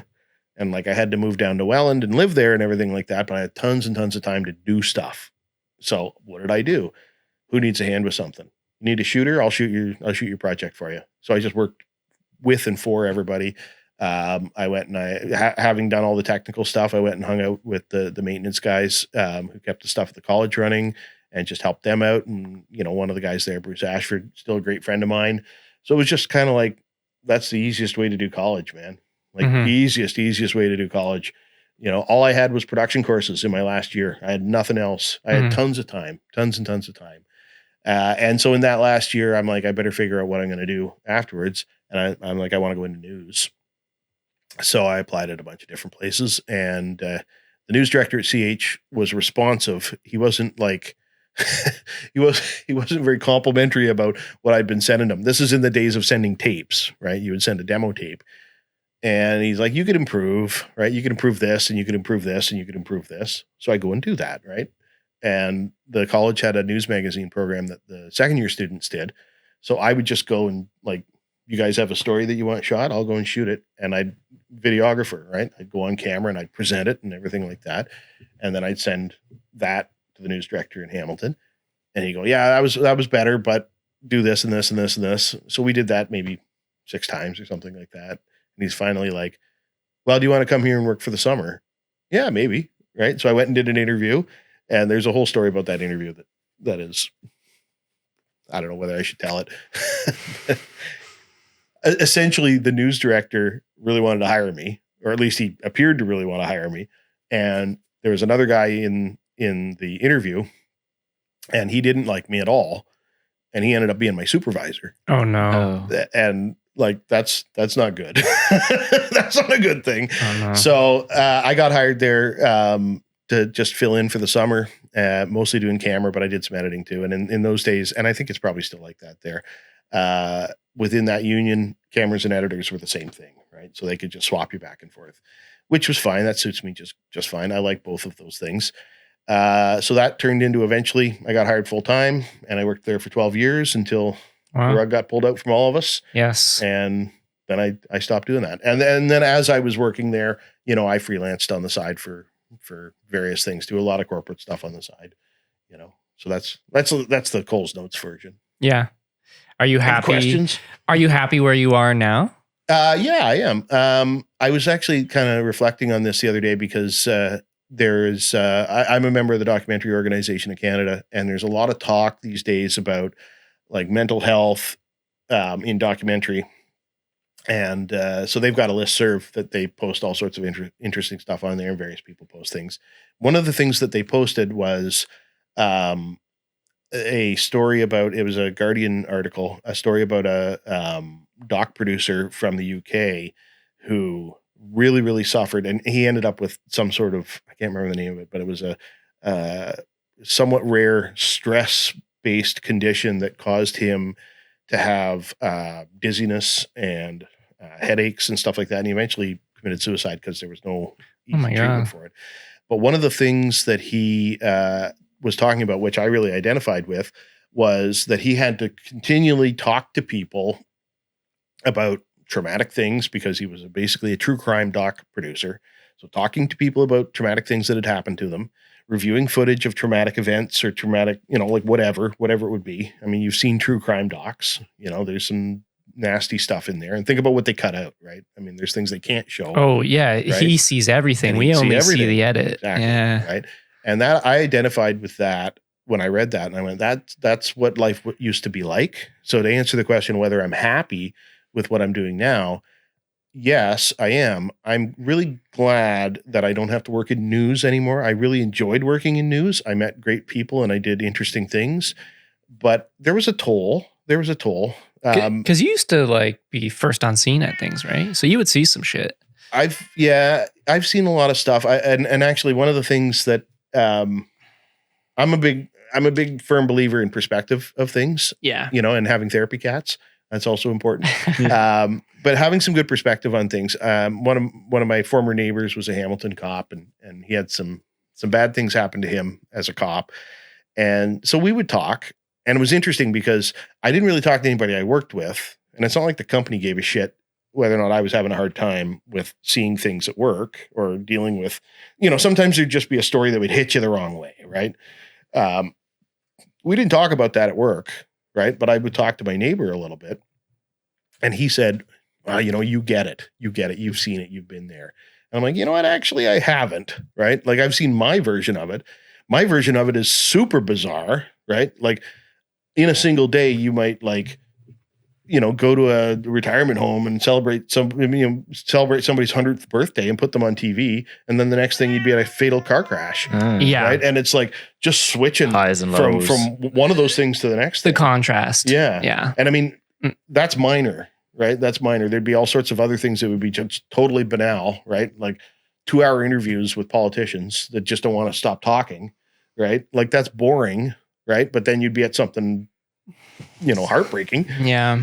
How do you digest it all? Cops deal with something way worse than that, right? Firefighters deal with something way worse. My dad's a Paramedics. 30-year veteran in Hamilton, paramedic. Yeah. Yeah. And they deal. It's not the same. I would never consider myself a first responder whenever I worked in news. I had a toe in that. Right? Yeah. But it was hard enough doing that. So now I get to choose, right? I get to choose what I talk to people about, when I talk to them. And it's better in that sense. I miss the regular paycheck though, but the work that I'm doing is good. I like the work that I'm doing, and I like the ability to sort of self-determine Yeah. and pick the things that I find interesting, Yeah. rather than having it dictated to me. Like you're going to have to find your own interest in this, whatever it is that you're doing, kind of thing. And you do a lot of cable TV. Do you just pitch ideas to these networks? Yeah. So as an independent, yes. This is the other side of what I was talking about with this mental health thing is, you're going to come into places where there's some bad things going on, right? Like there might be, I don't know, and we don't even need to go into examples of what they are, right? But, as an independent documentary producer, you're going to deal with issues, I guess we'll call it. And some of those would be difficult to deal with. But at the same time, you have to work your ass off, right? Because if you're an independent, then you have to come up with something that you're going to sell to somebody. So you got to work on your pitching, right? And you've got to know who to pitch to. You've got to know the market, right? So right now in Dockland, if you want to do a profile of, let's say you want to do an arts and culture profile, you got an amazing connection with some artist, musician, songwriter, whomever, right? They're not selling. Nobody wants that. What do they want? Celebrity, right? Celebrity docs, true crime. Yeah. That's it. Food. Sports. Yeah. Sports. Yeah. Food's a tough one because it's like a lot of those food docs are not really docs. They're more like a combo of doc and a cooking show, Mhm. right? But Mhm. made to not look like a cooking show. Yeah. Right. Or like even the Bourdain stuff, right? Like cool stuff. It's more like a travel show. Yeah. Right. It's not really it's like travel show via food. Mhm. So, so knowing the market, right? Like if you've got this great idea for something, but there's no market for it, now the pressure's on you. You got to figure out, like, can I retool that? Can I go and talk to somebody? Could I talk to a broadcaster or a streamer or somebody and see if they're interested in the concept, but they want to tweak it, right? And can I tweak it? Can I then go back to my subject and say, hey, we're going to tweak it. Are you okay with that? It's a hard gig sometimes, right? It can be a little stressful, and people don't respect your off hours. You don't have any, right? It's more of a lifestyle than a job. Yeah. And that can be wearing. I don't want to, I'm not trying to be negative or anything like that. It's more like realistic. So there's like super, super big upsides to that, right? Developing something that you've come up with yourself and you've pitched and people like it. And then, you produce it and you hopefully make a bit of money, and then it goes on TV or it goes at a festival or something like that. It's like, this is why I do it, right? But all that crap that you went through to get there, it can be hard in the moment. And no one sees it. They just see the end product. They're like, wow. The people close to you, they see the work. Yes, right? in your crew, but I mean audiences. No, audiences, but here's the trade-off on that, right? Like, yeah, the audiences don't necessarily see all the work that you put into it, but if they see the heart behind it, like I've had people say, your work has changed my life, right? I was thinking about this, and then your, Canfield Roots, for example, was a good one. People were just like, I had no idea that there was Black history in Haldwin County. And, I've had people from the States get in contact with me and say, we saw this on PBS and, we want to come up and visit and go to this cemetery, this, Freedom Seeker Cemetery. Oh, that's so cool. Right? Yeah. And so, they're not going to respect all of the work necessarily that's gone into it. But when they really connect with the product, who cares, right? It's still super fulfilling and a great feeling. And then, any of the struggles that you're going to deal with, because you're going to have struggles, then it's like, not that it all makes it worthwhile, but it's like a little kick in the ass. It's a little jolt to keep you going. Right? Yeah. To keep you going. Yeah. It's like that tequila shot, but then you get the lemon after. Yeah. Well, sure. If you want to make about or alcohol, unless you like right? the tequila, then maybe that's the right. So it's not for the faint of heart, I don't think. And I think that's true about, being independent in anything. I think musicians would say similar things, right? Like, we know that like a independent touring musician who's not with a label, like they might go out on the road for 6 weeks and all the crap you got to get through to get to the venue. And then you have that high when you're on stage. It's not quite the same, but it's the same sort of concept in terms of, like you really hope that your stuff is going to connect with somebody. And then that gives you impetus to keep going. Yeah. Plus, we like gear. We like to buy gear. Well, yeah, there's that. Yeah. You gotta really love it. Like I went to Mohawk for policing actually, and I was going to be a cop, and I just was obsessed with film. I just loved it more, and I was like, being a police officer is a hard job, and you have to really want it, and I just didn't really want it. Yeah. And so I switched gears. Yeah. And I was like, this is what I want. And being self-aware with that stuff, right? So within the, I know people who are in TV and became cops. Oh, nice. Within that realm, either one of those two realms, like being a cop or being in film, then there's all sorts of stuff within that too that you can be like, writing isn't really my thing, or producing isn't really my thing, but man, I love doing sound or whatever, right? And that's what's great about the multidisciplinary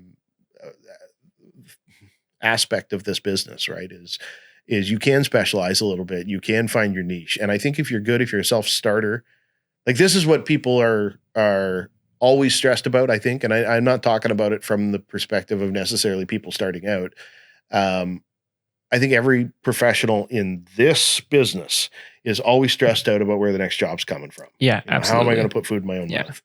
And so, having that specialty should help with that to a degree, but you still got to hustle. Right. Yeah. So as a producer, right, I've got to be constantly educating myself about who's buying what and, making phone calls, cold calling people and saying, I got this great idea for a whatever, what do you think? Would you put money behind that? Would you commission part of that? Are you in CMF? Are you, do I need to be incorporated? Whatever. Right. And then making notes and then doing my background work to find something that fits that. Going back to them and then pitching them a real concept, right? And then hearing we like it, but could you do it like this? Maybe. right? Or no, it's not going to work that way. And always being, always compromising to do stuff like that. Yeah. I mean, I'm And all the fortunate networking, too. because I have other revenue stream. I have the brand and hopefully this podcast will make money eventually. But I have one revenue. I have 2 revenue streams. Yeah. Me and my wife. Hey, well, yeah, true. I guess my wife also makes money. I think I can't remember how old you are, Drew. 30. 30. Okay, good. Right. So you're 15 years younger than me, and you're 32. You're 45. I'm 45. You don't look 45. Well, thanks. I feel 45. Okay. Yeah, but that's okay. That's okay. It's okay. Age is only relevant in terms of like mindset, I think. Right. So I'm like end of Gen X, beginning of millennial. Like I'm like an old millennial or a young Gen X. Right. What year were you born? 79. Yeah. I January think you'd be like that last year. Yeah, I think right on the 80 edge was, there. yeah. So I can kind of relate to both demographics, and demographics are a really big thing to me because I see when I was like 18, I read Boom Bust and Echo, and I'm like, this explains the entire freaking world, right? Like, why is there retirement fund commercials on TV all the time? Because boomers are stressed out about having enough money to keep their standard of living high when they retire. And they're the biggest demographic. They're the biggest, and they are going to be history's biggest demographic. There will never be another demographic the size of the baby boom generation. Yeah. Millennials are smaller. Gen Z is smaller than millennials, right? They're still big, but they're smaller than boomers. Anyway, where was I going with this? Right. Okay. So the difference is I think that your generation are more self-starters and more naturally entrepreneurial. There's a more entrepreneurial mindset among your generation, whereas Gen X, and I might be generalizing a bit because I'm certainly not an expert, but Gen X, I was taught that you pay your dues. Yeah. You go and you get a job. You grind, you work the ladder, you work in the industry, and there was no internet. So working at CH was a union job. I started at the bottom. When I got hired full time, I did the crappiest shift, and then I got abandoned there for a while, right? And there was that expectation within myself from what I learned, growing up and what my parents' values were and so forth, that eventually I would climb the ladder and I would get a better position there. And then of course everything fell apart, but that was the expectation. I started noticing when I was working there that the younger people who were coming in did not subscribe to that at all. Like 100% did not, right? I'm not working weekends. I have a social life, right? And that does not compute for me. Yeah. Right. And I have a good friend by the name of Steve Fleming. He was a TD there. Right. And I just, there was a time when I felt like a real sort of not conflict, but I didn't relate to the younger people who I was working with there. And I remember talking to Steve one time, and he said, Steve's older than me, and he said, I love working with younger people. I love working with younger people. They give me a lot of energy. They really want to work, but they don't want to play the stupid games that the older generation have played, right? Yeah.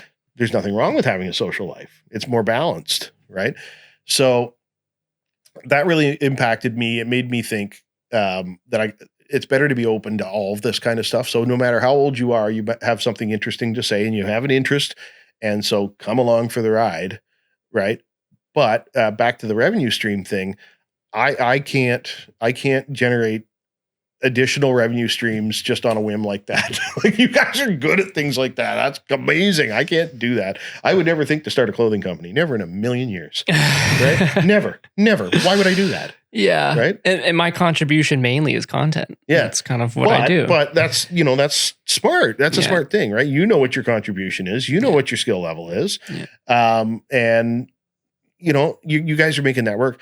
That's amazing. My life would probably be a lot more stable if I thought like that, but I don't. I'm thinking about documentaries and making TV shows like 24/7, 365. Which is your love. It is my love. It is my love. But there's no, if that, I'm not diversified enough, right? Like if suddenly everybody stops watching TV, right? Yeah. And I mean, within that realm, I diversify a bit because web series are more sort of current, right? Like TV series, documentary TV series are not a thing that anybody's that interested in. But, 4 to 6 episode, 12-minute web series, I mean, you've got an entire platform from CBC that is buying those up left, right, and center if they're interesting. Yeah. And if they can appeal to different groups there. Yeah. I've known a lot of little independent projects, and it'll just end up on CBC Gem a lot of the time. Yeah. Gem will buy. They don't pay a lot. If you can get commissioned, then you're laughing. Yeah. Quick story about Jen and how Jem, not Jen. Jen is my wife. Jem is CBC. I'm not married to Jem. I am married to Jen. If I call her Jem, I won't be married to Jen.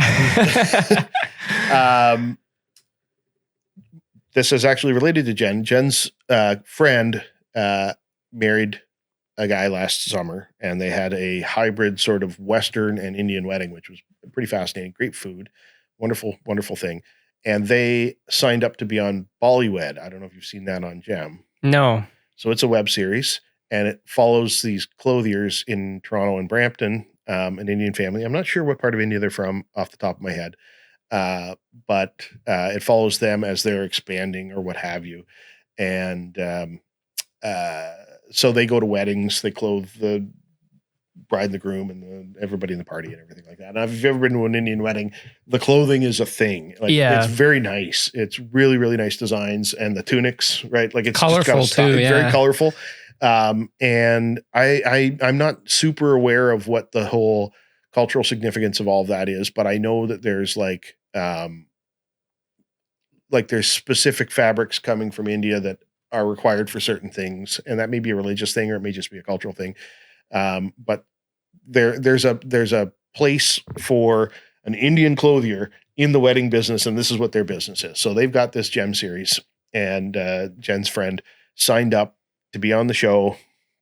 They come to the wedding, and they're shooting on three. There's packages from OC. Everything's OC there. They're shooting on three Red Ravens, I think it was, Ingenue lenses. Sound department is like 2 or 3 people. There's like a 16-person crew there shooting doc stuff, just like I do. Independent production or in-house? Independent production. Yeah, okay. Right? Ronin 4D, right? Like, Jesus. And those guys, they killed it. You know, comms, Video Village, you know, like what I do, but with more money involved. More money, right? yeah.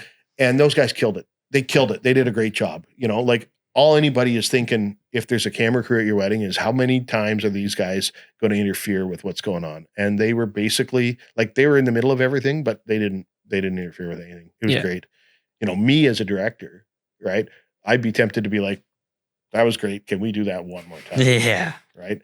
Can we do the vows one more time? Yeah. Like just one more time for me. Just for safety. More emotion. Yeah. I didn't believe you when you were saying I don't think I go that far, but I would be like, can we do one for safety? Yeah. Let's do one for safety. Guys, can we do one for safety? No, they wouldn't do that, right? These guys did not do that, right? Yeah. So the PA, at one point, they're papering everybody with releases, and the PA comes over and talks to me. Super nice guy. And I said, okay, I'm a producer. I got some questions.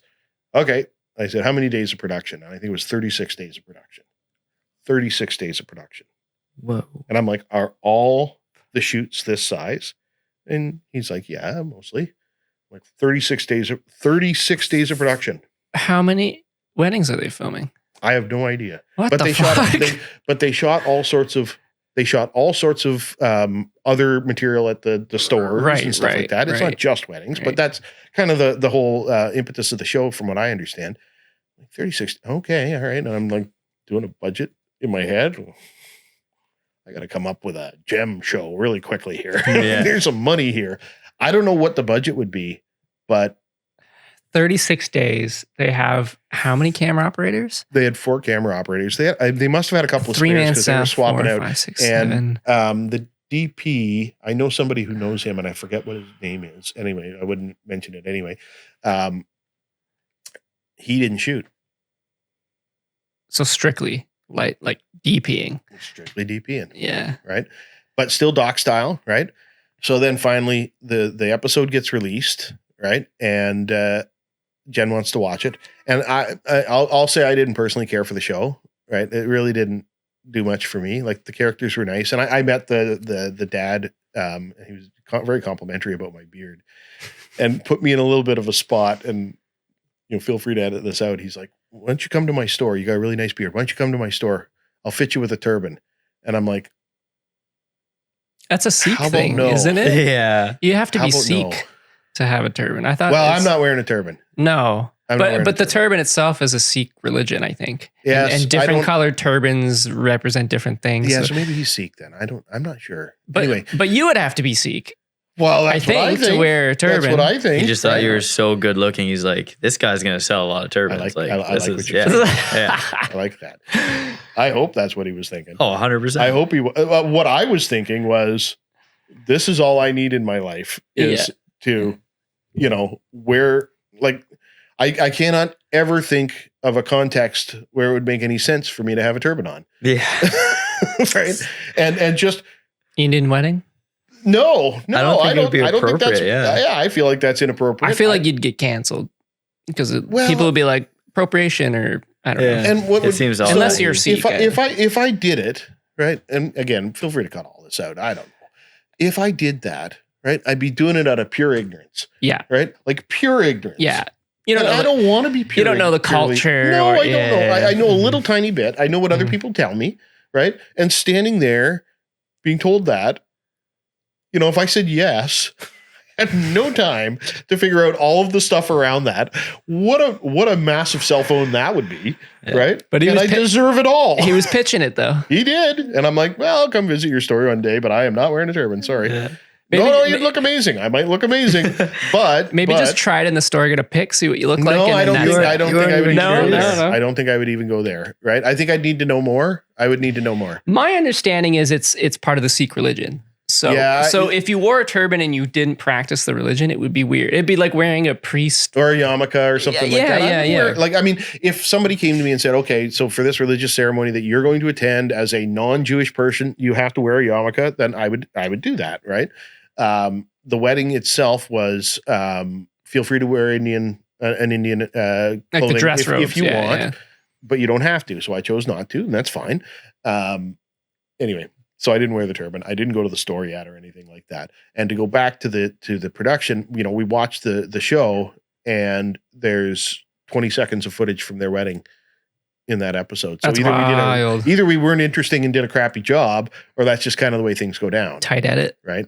It was very tight. There's like 1 3-second shot of me in there. Wow. Right? And I'm like, all that money spent for like 20, 25 seconds. I wouldn't be surprised. 36-day production, like 10-man crew, like 150,000 150. Are you kidding me? more, Drew, less. we got to talk about budgets. Oh, baby. No, I think you're much higher than that, right? 36 days with, first of all, the package, okay? Like, what are the packages? You got 3 cameras with the 4D Oh plus yeah, sound, true. I forget about gear. right? Like, are you getting the packages for $150 per camera per lens No, every day?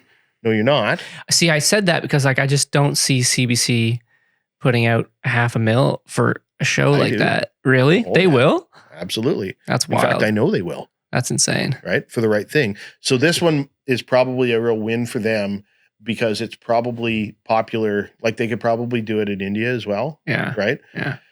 And maybe that deals in. I'm not aware of that. Right? But it's a property then, right? Like, it's less about the show and more about the concept. Right? And so we know that there's people in Canada, right, who would watch that and tell their family in India about it, and they would probably watch it, and they can, right? So it has a higher value, I think, for the CBC in this world. because Crosses cultures. Yeah. crosses cultures, Mhm. crosses the world, right? Interesting. So at that point, if you can prove that, if you can say that pipeline exists and have some sort of proof on that, then you can get a budget for it. Why not? Mhm. And then it's beyond just the content itself. So I think they're 2 seasons in at this point, and good on them. I think that's amazing. Yeah. It's not really my thing. Like, it was.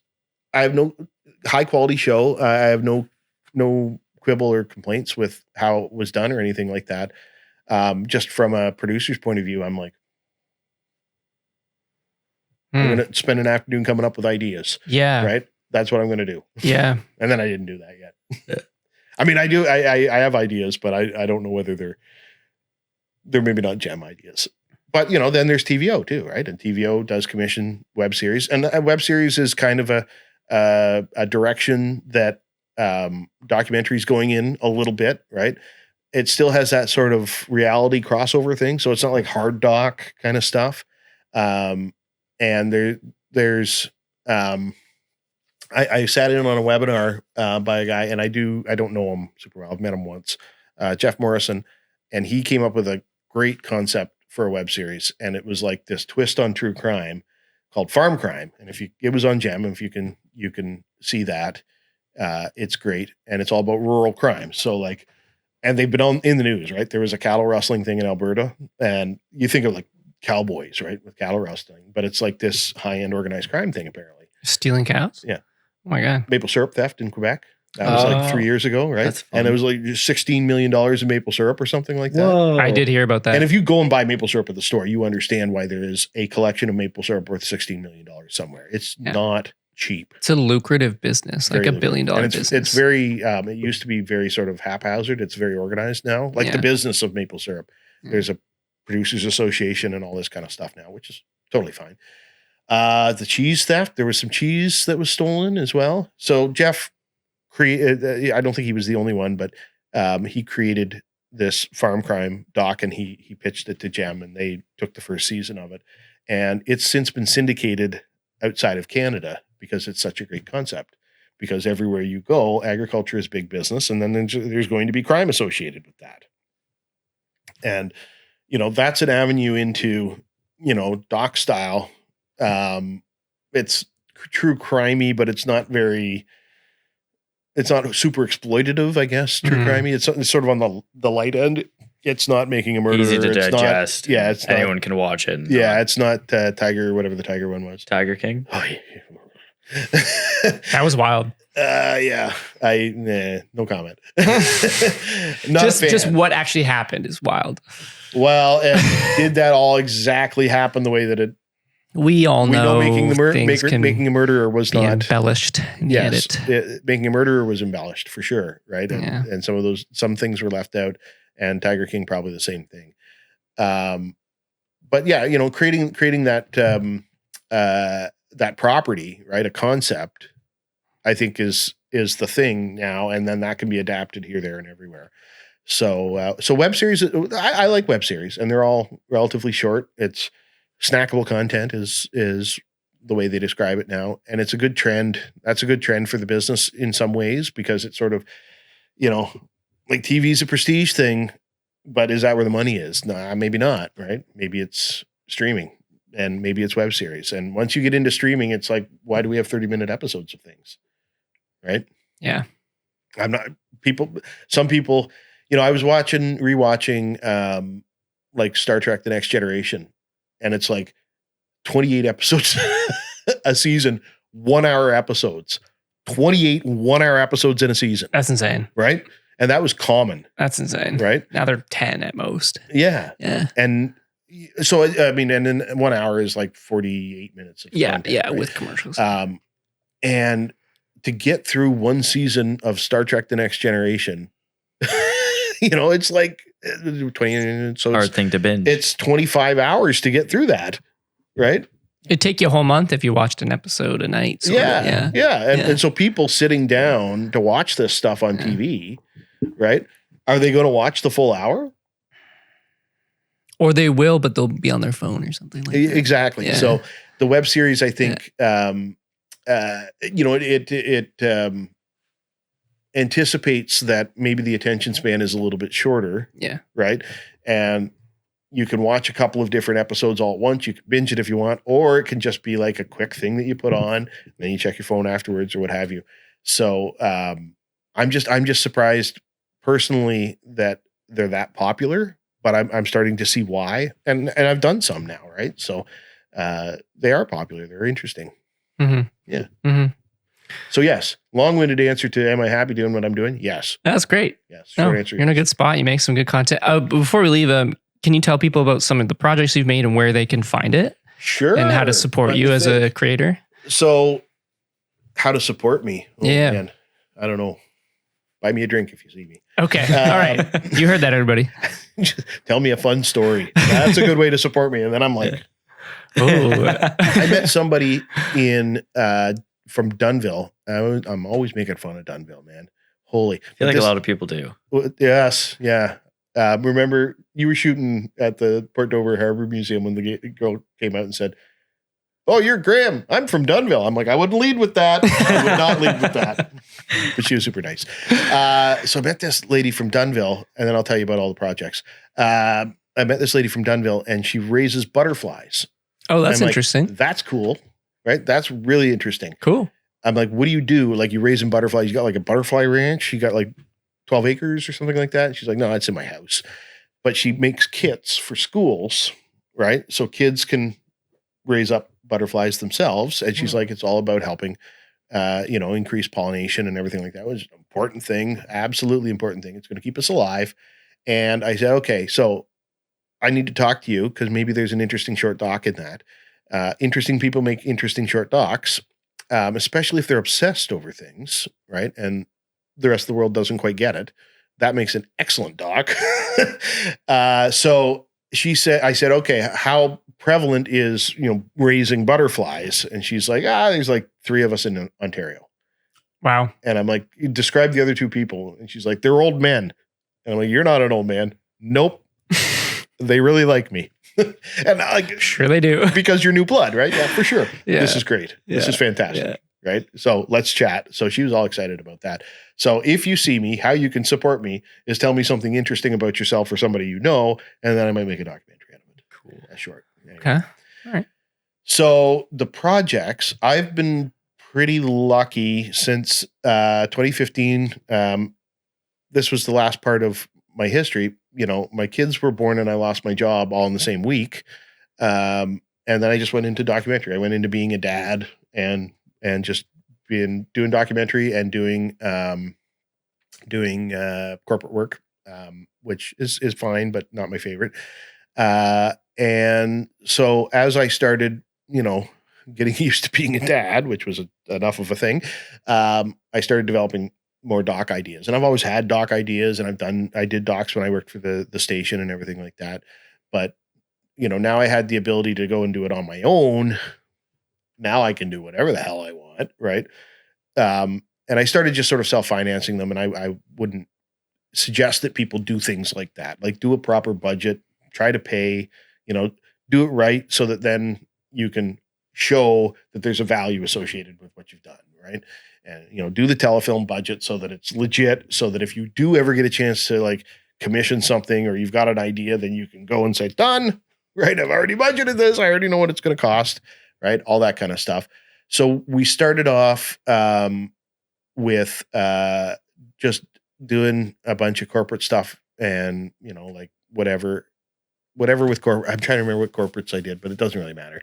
And then I found out about all this Black history stuff in Haldeman, right around the corner from where I lived. And I'm like, this would make a really good doc. Nobody knows about this. Everybody knows about all this Black history in other parts of Ontario, but not so much here. So over time, I started making some connections with some people about who I could pitch it to. And I pitched it to Bell through 5TV1. And I got money to produce it through that. And I overproduced the shit out of that thing. Like I raised some money from people and, they just wanted to support me because it was more like a community project, really. Yeah. And, I produced I can't remember what the actual episodic cost was, but it was we did 6 half-hour episodes for like this much money. I didn't say how much it was. It was not very much, but that really got me going and thinking, okay, through this I can make some contacts and I can continue it on, right? And it did super well for me. I sold a second window to STV in Burlington, and that opened up a relationship with them. And like, second windows aren't going to make me any money. I think it, like $2,500 or something like that. I mean, great deal for them. And no complaints about that or anything like that, but it opens the door and, hey, here's a guy who's making stuff and maybe we can work together on something else. We can commission something down the road. And it got on PBS, and there's a whole PBS thing that, I had to go through that. It cost me money to do it. But it went all over the States, That's cool. Hundreds Congrats. of thousands of viewers. Thank you. That seems like a lifetime ago now. We started that before the pandemic, and I produced it in stages. I think you were finishing it as I was kind of meeting and working with you. Yeah. So, well, yeah. Because we were doing music around that time too. Yeah. So one thing sort of folds into the next. And like Claire, my buddy Claire, and I, we did like an epic 5-week smash edit on this thing. You know, I had the kids at home and she was like cut at my house, rough cutting everything every day. And then I'd fine cut it every night. Next day, same thing. I'd look after the kids during the day. I was beat by the end of it, but we got her all done. It was a marathon and it did super well. I still get lots of response from that, but then that opened more doors, right? Eastlink, I started making the music show, Music from Windecker Road with Eastlink. And, I should say during the pandemic too, I did a self shot by the subjects. I did a self shot documentary about what happened during the pandemic called Making Things Count Pandemic Postcards. And Bell commissioned that. And that was like a really low cost thing, but it kept me employed and doing things kept you going, throughout the pandemic, which was really good too. And it was just a totally different technique because it was like, hey, Drew, grab your phone, shoot horizontally and tell me about your day or whatever. And it was just a bunch of different curated little vignettes. So that was a fun one to do. And that one went on PBS as well. It didn't do quite as well. Canfield Roots was it was the right project at the right time. And it was very unique. The story was very, new to a lot of different people. After that, Music from Windecker Road, we started doing multi-camera music programming, music shows in my neighbor's barn. So nice rustic setting. Both of you guys were there. Yeah, that was really cool. Yeah. It was fun, right? We had a good time with that. And Eastlink was very supportive of that. And then they had a budget sort of reset. We won't say they canceled the show. They put it on hiatus, but I don't, as an independent producer, I can't have things going on hiatus. I need to work. So I took the workflow and I pitched a new series to STV, having developed a relationship with them through Canfield Roots, called Song Circle. And that's what we were working on this year. And so moved that to Hamilton, no more shooting in the barn, shoot in the winter whenever I'm usually slower, and then do post in the spring. And it was all based on spirituality and songwriting. So, and we cast for that. So we brought in some people we didn't know. We used some people that we did know, who had a spiritual bent to their music. But it was great. It was 6 days of shooting in Green Door Studios in Hamilton, which is my buddy Mike Rellstone's place. And, just, a bigger crew than Music from Windecker Road. So scaled it up. Incorporated for that, went through CMF for that too, which is a whole new learning curve of how you manage all of that stuff. So it's on Yes TV now. We're working on negotiations for that to go to PBS. They're very excited about that. There's something else that I forgot about in there. Oh, yes. Over a year and a half or so, I did a documentary called Shane Dreams of Sweet Corn, which followed the only Black farmer in Haldeman County as he tries to get into the sweet corn market, selling from a farm stand. Did that for Bell. That was a web series. And as a web series, it was great. It was 4 episodes and it followed sort of the growing season. Right. And he's a great character. He's such a good guy. And, he just works. I remember seeing clips. Yeah. It's like my favorite style of just like, he's go, go, go, go, go. So it's like, hairy, right? Like sometimes he's just like jumping out of the tractor and hopping on the back of a truck and eating corn. And it was just really kinetic kind of stuff. Very fun to do. Lots of different combinations of crew there, which was fun. And then we did a cooking show, foraging and cooking show with Jason Mayo. And I was talking about that with Drew. And Rachel Moffat. We just sort of finished that up. That took longer to do than expected. But it was fun. I don't know whether we'd do a second season of that. That was for Bell as well. And that was a web series. We did 6 episodes of that. And it was, sort of, I hate to say it, I don't want to say that I have a style, but it was kind of this interesting style that I have where we break the fourth wall all the time. Right? Phil's in it. At one point, Phil has to climb a tree to get a mushroom. All right. Right. And really? Okay. I would love to see that. Yeah, sold me on that right there. Well, Phil is a character. Yeah. Mayo's giving him a hard time. Don't fall. I can't catch you. Things like that. Well, we had Mayo on the pod. Yeah. Did you? Yeah. Oh, that was great. You should have had Mayo and I together on the pod. That would have been great. We'll have you both back. Talk about the foraging show. Yeah. Yeah.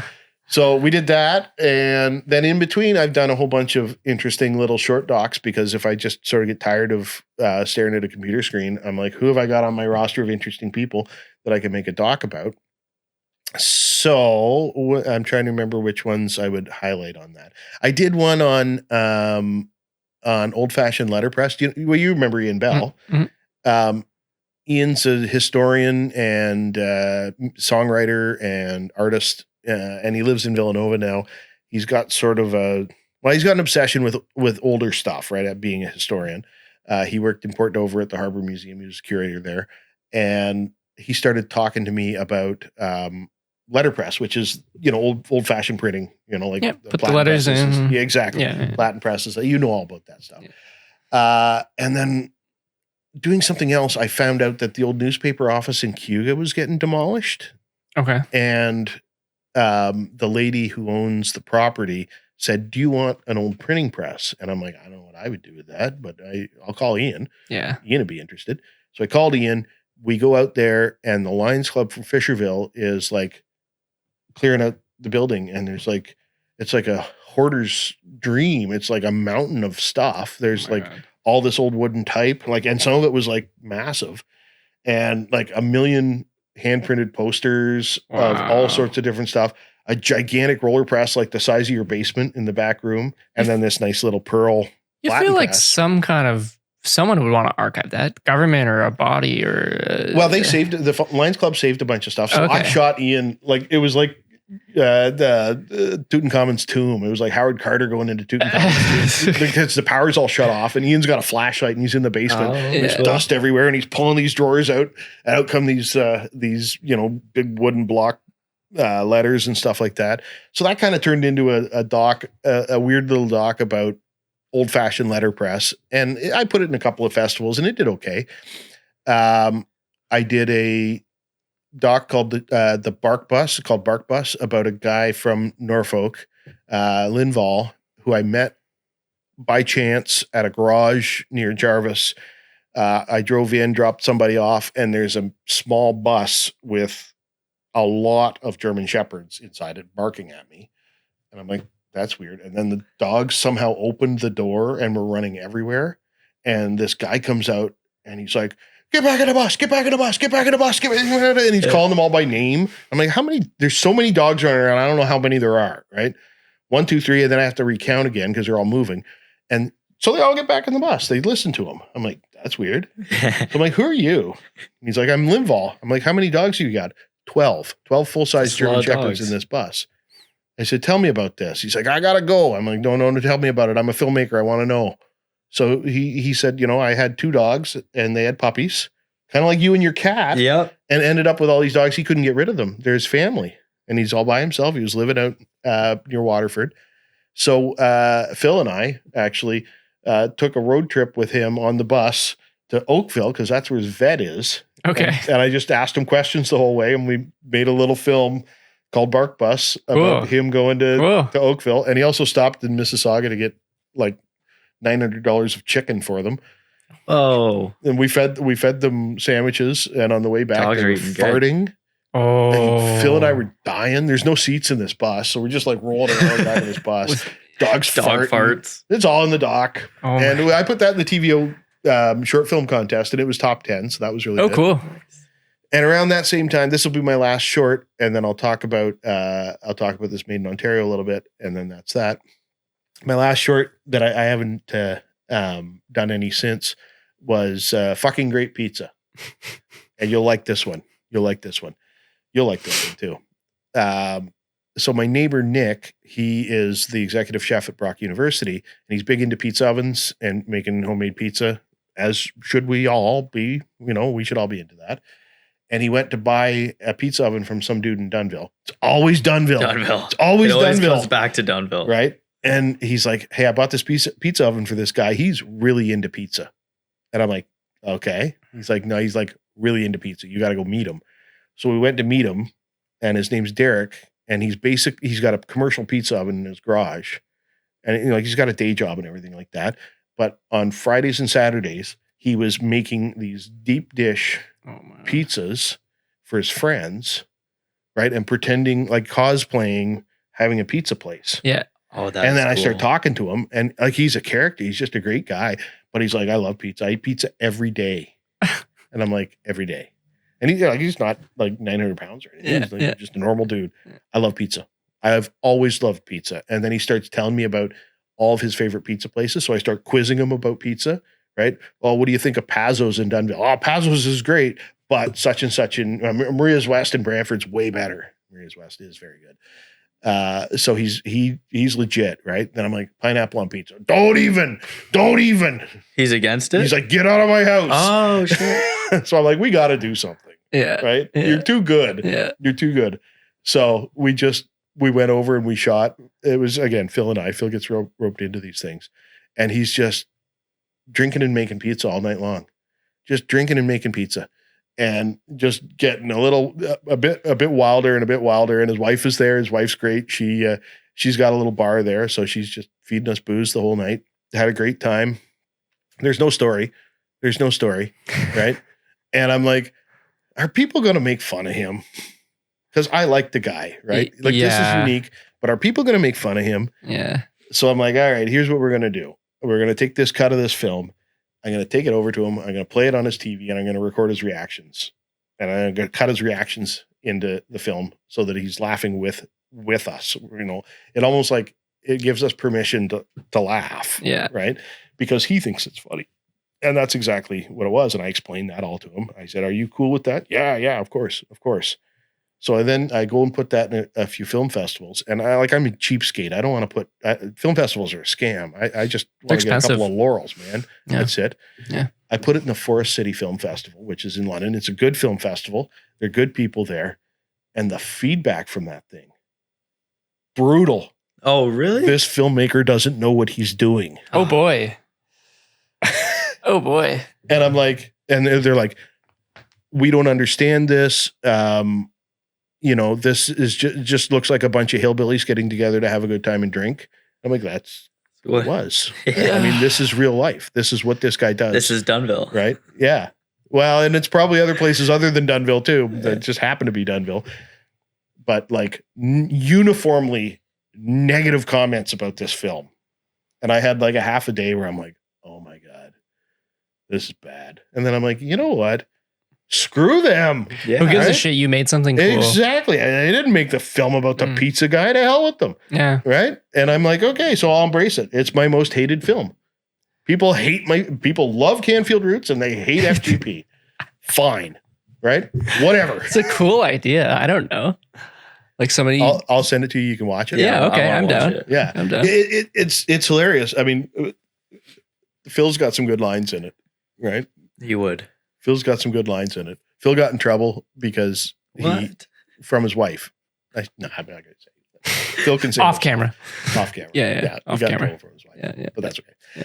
So, that's just what I was occupying my time with as we were gearing up for Song Circle. And then in a twist, Eastlink pitched me. Eastlink wanted to bring back music from Windecker Road, but at that point I'd already moved on and was working with Yes TV. And I'm like, I don't feel like doing 2 music shows is really, I feel like that might be oversaturated a little too bit. much music shows, first of all. And also, I want to build a good relationship with Yes TV. I don't want to say, I'm going back to do my other music show too. Right. So I said, no, I'm pretty well done with music from Windecker Road. And let's talk about doing something else. If you guys are interested at Eastlink in doing something else. And after some conversations back and forth, they have a show called Maritime Made in Nova Scotia, New Brunswick, which is all sort of like how it's made.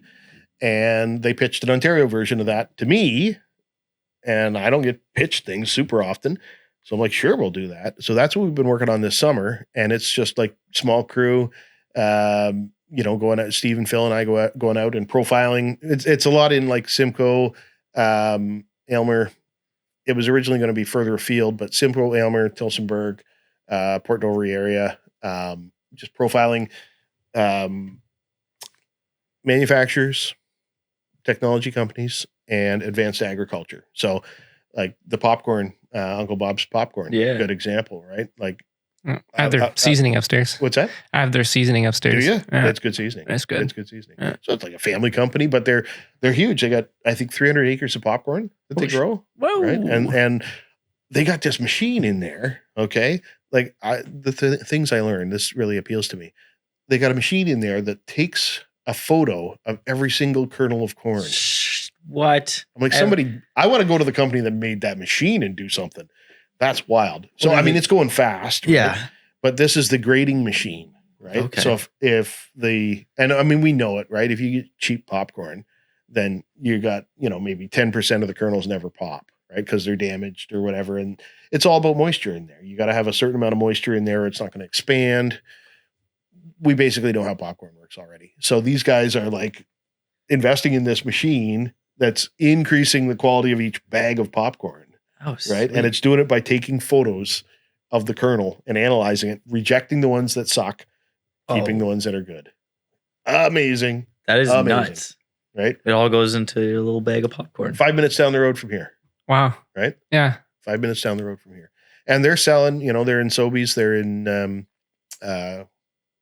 Food Basics, they're in Zayre's, they're at the fair. Yeah. Definitely at the fair. Yeah. They've probably been at the fair forever. Yeah. Right. And it's a third generation business.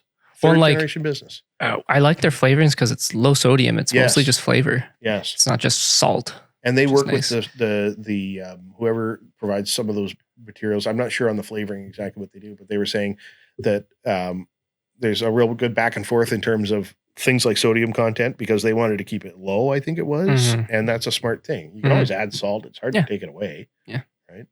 So Made in Ontario is a kind of a fun show to do with that. It appeals to the way that I produce things, right? Like it's like 7-minute, 8-minute segments. It's like shooting a news story, Yeah. right? So, Steve Rohr's shooting it for me, and Steve's, got a good mind for film, and he grew up out here too. Good mind for film style shooting, and I'm like, I'm going to push you on this, right? Like, you can do it. I know you can do it, buddy, right? But this is the way that I think, right? I've been thinking this way forever. And you tell me if you don't know what I want, and I'll re-explain it to you. But it's second nature to me now, right? And it'll be second nature to you. It'll be a totally new way of you shooting things. Yeah. And it's going to be amazing for you, Yeah. right? I like Steve. I've Steve's hired a him great before. guy. Yeah. Yeah, Steve's Yeah. a great guy. And he's so willing to push himself into doing different things. Like this is a departure for him in the sense that when we first started talking about it, I said, I don't want you to block things out necessarily. Like we don't really have time for that, right? We just have to react, right? So we go into a room, we go into a warehouse. What's going on in the warehouse? We're going to have to identify what the important things are. And then we're going to shoot it sequentially. We're going to start with a wide, do a tight, a medium, a tight, a reverse, right? And then you can start thinking about, I'm going to pull off of this. I'm going to do a rack focus here. But once you got me my 3 or 4 fundamental shots, The basic then we coverage. got coverage. Yeah. And then you can be a little playful if you have time. Exactly. Yeah. And so he got on that, right? Yeah. Boom. He's on that. He's thinking that way. Hey, Graeme, do you want me to do it this way? Yeah, buddy. You do it. You got me my 4 fundamental shots that I need right off the hop. Shoot it upside down if you want. Yeah. Be creative. Dutch angle, the whole thing. Yeah, exactly. POVs, you name it. And he's just running with it now, which is great. Oh, that's awesome. It's really good. Now it's like, Steve, go and shoot that. Yeah. Right. I'm going to go and do something else for a minute, right? Make a couple of phone calls or set up a product shot or whatever. That's great. And it's working out really well. So it's fun to be able to, I take a lot of pride in being able to put people in a position like that where they thought, okay, maybe this isn't right in my comfort zone. Right. And I hope that you guys have experienced that with me. Like, let's push it a little bit, right? Let's see what you can come up with. You put your own spin on it and just do it. Yeah. Right. Yeah. And if you fuck it all up, right, it's just TV.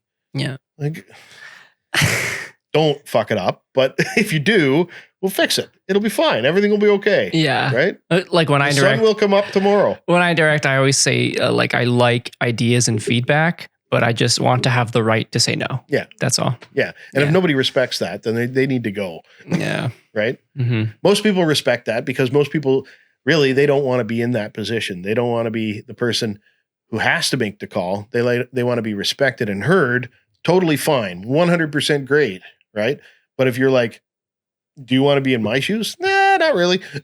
Right. Like, I don't want to be responsible. I just want to give out great ideas. Yeah. They want to Right? contribute. And yeah. I want to be, I want to feel like I really did something here. Great. Then we can work with stuff like that. And, anybody who's going to power trip isn't really welcome. Right. Yeah.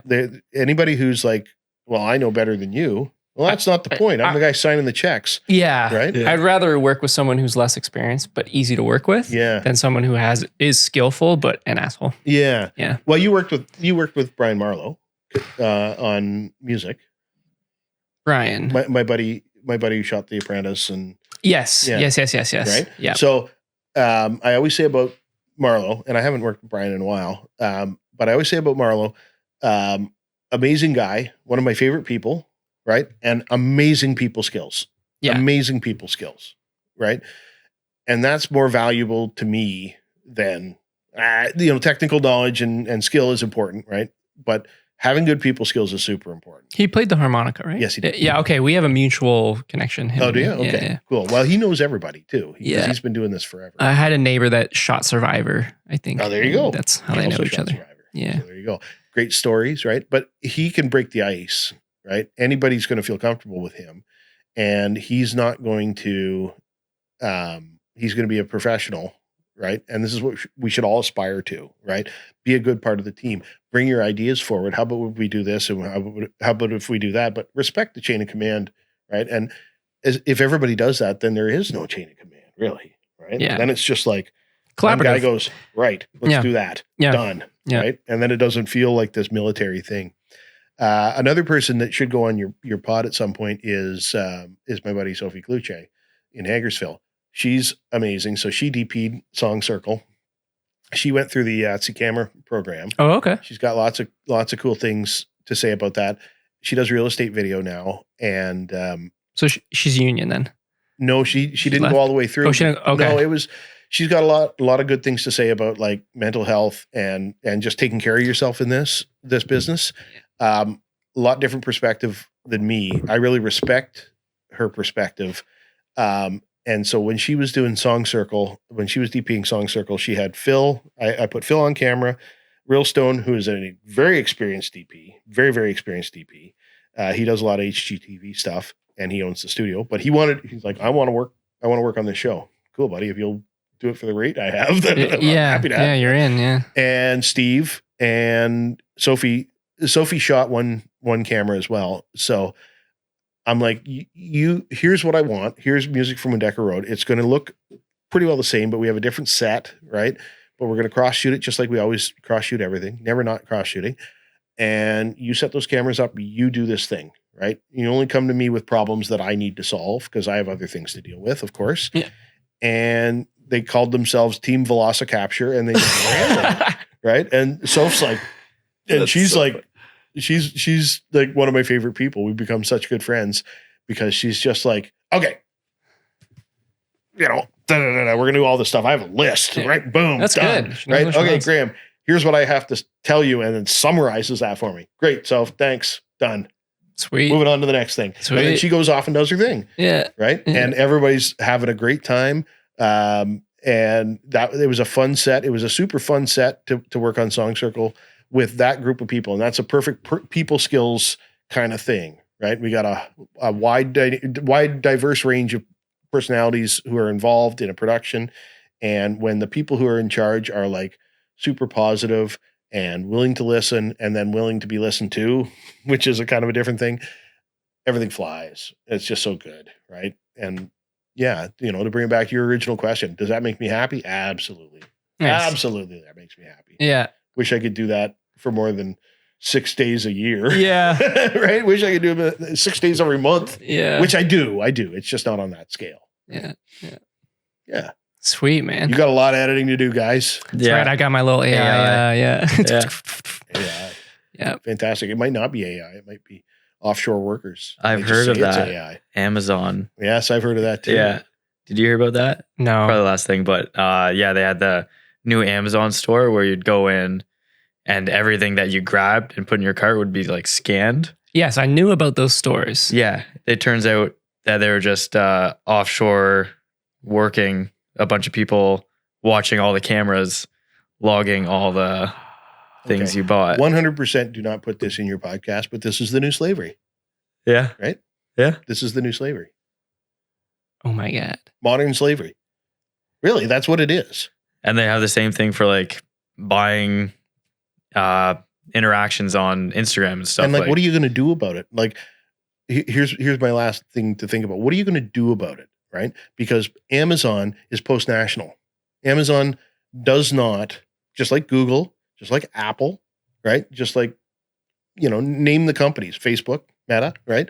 They're post-national. They don't have to respect the laws of the countries they operate in. They're too big. They're bigger than the countries in some respect, right? Or sometimes bigger GDPs than the countries. Well, Amazon is likely bigger GDP-wise than Canada, right? So they'll just, like they'll give lip service to labor laws, right? They just won't say anything because they don't have to. Yeah. Whether a pimple on a fly's ass. That's what Canada is. That's crazy. Yeah. That is a crazy story. Yeah. I did not know that. Knew about the stores. This isn't a good thing, right? Like in general, this is not a good, I'm not a conspiracy theorist, right? Yeah. But you can see it already, right? You can see it already. These guys, the guys who run these companies, they don't live in the real world. They have no concept. They used to be human beings. They're not even, they're human beings. That's terrible. Do not put any of this in there. Because this is like, I think it's everything you're saying. But they don't care, right? They don't care about the people are faceless who work for them, other than like the 6 guys who are up at the top with them. Yeah, but it's all faceless, right? Yeah. I can't stand that concept of things, right? Yeah. I'm a human being person. I like human beings. Right? You're speaking for the people, Graeme. You're very grounded. I guess. I would. Which people? If you're cool with keeping this, I would love to. But I think what you're saying is fine. That's too political, right? You know what? It just makes me sad, right? Because I worked in a union shop, and I think that work is valuable, right? I think that in the best case scenario, work is something that you enjoy doing, right? And you should everybody should get an opportunity to do a job that they enjoy. It doesn't feel like torture, that they're well compensated for. I think that gives life meaning. Yeah. Right. And you don't have to like live for your job, but you shouldn't have to feel like it's a chore to go in there every day. Yeah. Right. Yeah. You can live for other things. That's what's great about being, down goes the phone. Oh, that scared me. That's what's great about being human, right? Is that you don't have to love work, but it's great if you don't hate it. Yeah. And you're well compensated for what you do. And then everything works out fine. And what I see is that it's just not like there's a disconnect now, right? Like it's just not like that. It's not like that for people. People suffer through a lot of crap, and that makes me very sad. Think of the great human potential, human capital that we have in this entire world, right? If we can all go out there and do what we want to do. Some of us want to create, some of us want to, edit, right? And, take the script and cut her down, right? And do a good job of that. Some of us want to fix the cameras. Some of us want to design the cameras. And we should all have that opportunity, man. We should all have that opportunity. Well said. Thanks. Yeah. Don't use that. No, use the end of that. I would love to. Use the end of that. Don't use the stuff where I'm bitching about Amazon. I think it's fine. Ordered something on Amazon. I think it's fine. I don't think anyone's defending Amazon. So it's just, if it was just done a little bit more ethically, then I think everything would probably be a little bit more ethically, a lot more ethically, right? But I don't know. I see a lot of like people don't understand that it's this far away from like we don't abide by laws anymore. Like you can see that if you have enough money, you can yeah, exactly. Pay to play, right? I mean, play. Only in a world like that do you take a shoddily built submersible to the Titanic and die, right? Like that's the logical extension, or to space, right? How long till a SpaceX rocket explodes? Yeah, right. Because they'll just be like, well, whatever, it's just people, right? Right? I don't like that. Yeah. Please don't use too much of that. No. I think it's all fine. I don't think it was. You didn't say it. I don't think it's. Yeah, but my podcast though. That's true. Yeah, that's true. That's true. Yeah, use only the positive. I didn't really say anything. I don't think you said anything bad. Not really. Nope. Not really. Just make it make more sense. You were just calling out Amazon, which I think anyone would gladly do. Yes. And we're all trapped, right? Like it's unfortunate that we're all trapped because it is helpful. Oh yeah, I hate using it, but I use it. Like I need this tomorrow. 9-inch I've gone cable with right angles on it, and I need it tomorrow. Yeah, I've gone to 6 different stores in the county looking for ones, and that none of them have it. I go to Amazon; it's right there. Yeah, I know that's terrible. That's and what would we pay? We don't pay the full price of it, right? We don't really pay the full price of it. The price for that level of convenience should be higher than going to a store. Yeah. It should be the other way around, right? Like it should be cheaper at a store, but it's not. Well, the convenience should make it more expensive. Yeah, people don't realize, but Amazon's a logistic company. Basically. That's what they are. Yeah. They're not a product company. They're logistics. That's right. Yeah. That's right. And they're very good at that. But Perfected at what it. price? At what price? Yeah. Okay. Okay. I'm an hour Alrighty. late meeting Carol. Well, thanks for listening, everybody. That is Graeme. Holy And how do you pronounce your last name? Bachiu. Bachiu. Okay. Yeah. Just to double check. That was a long talk. That was That was it. Might good. have been one of our longest ones, but it was 222. okay. Holy. Not bad. We've had Holy. ones around there. If you get Phil in many. here, Oh Oh. God. Yeah. Phil and I. All right. Thanks, everybody. Burn our sleeping bags. Thanks, guys. This was fun.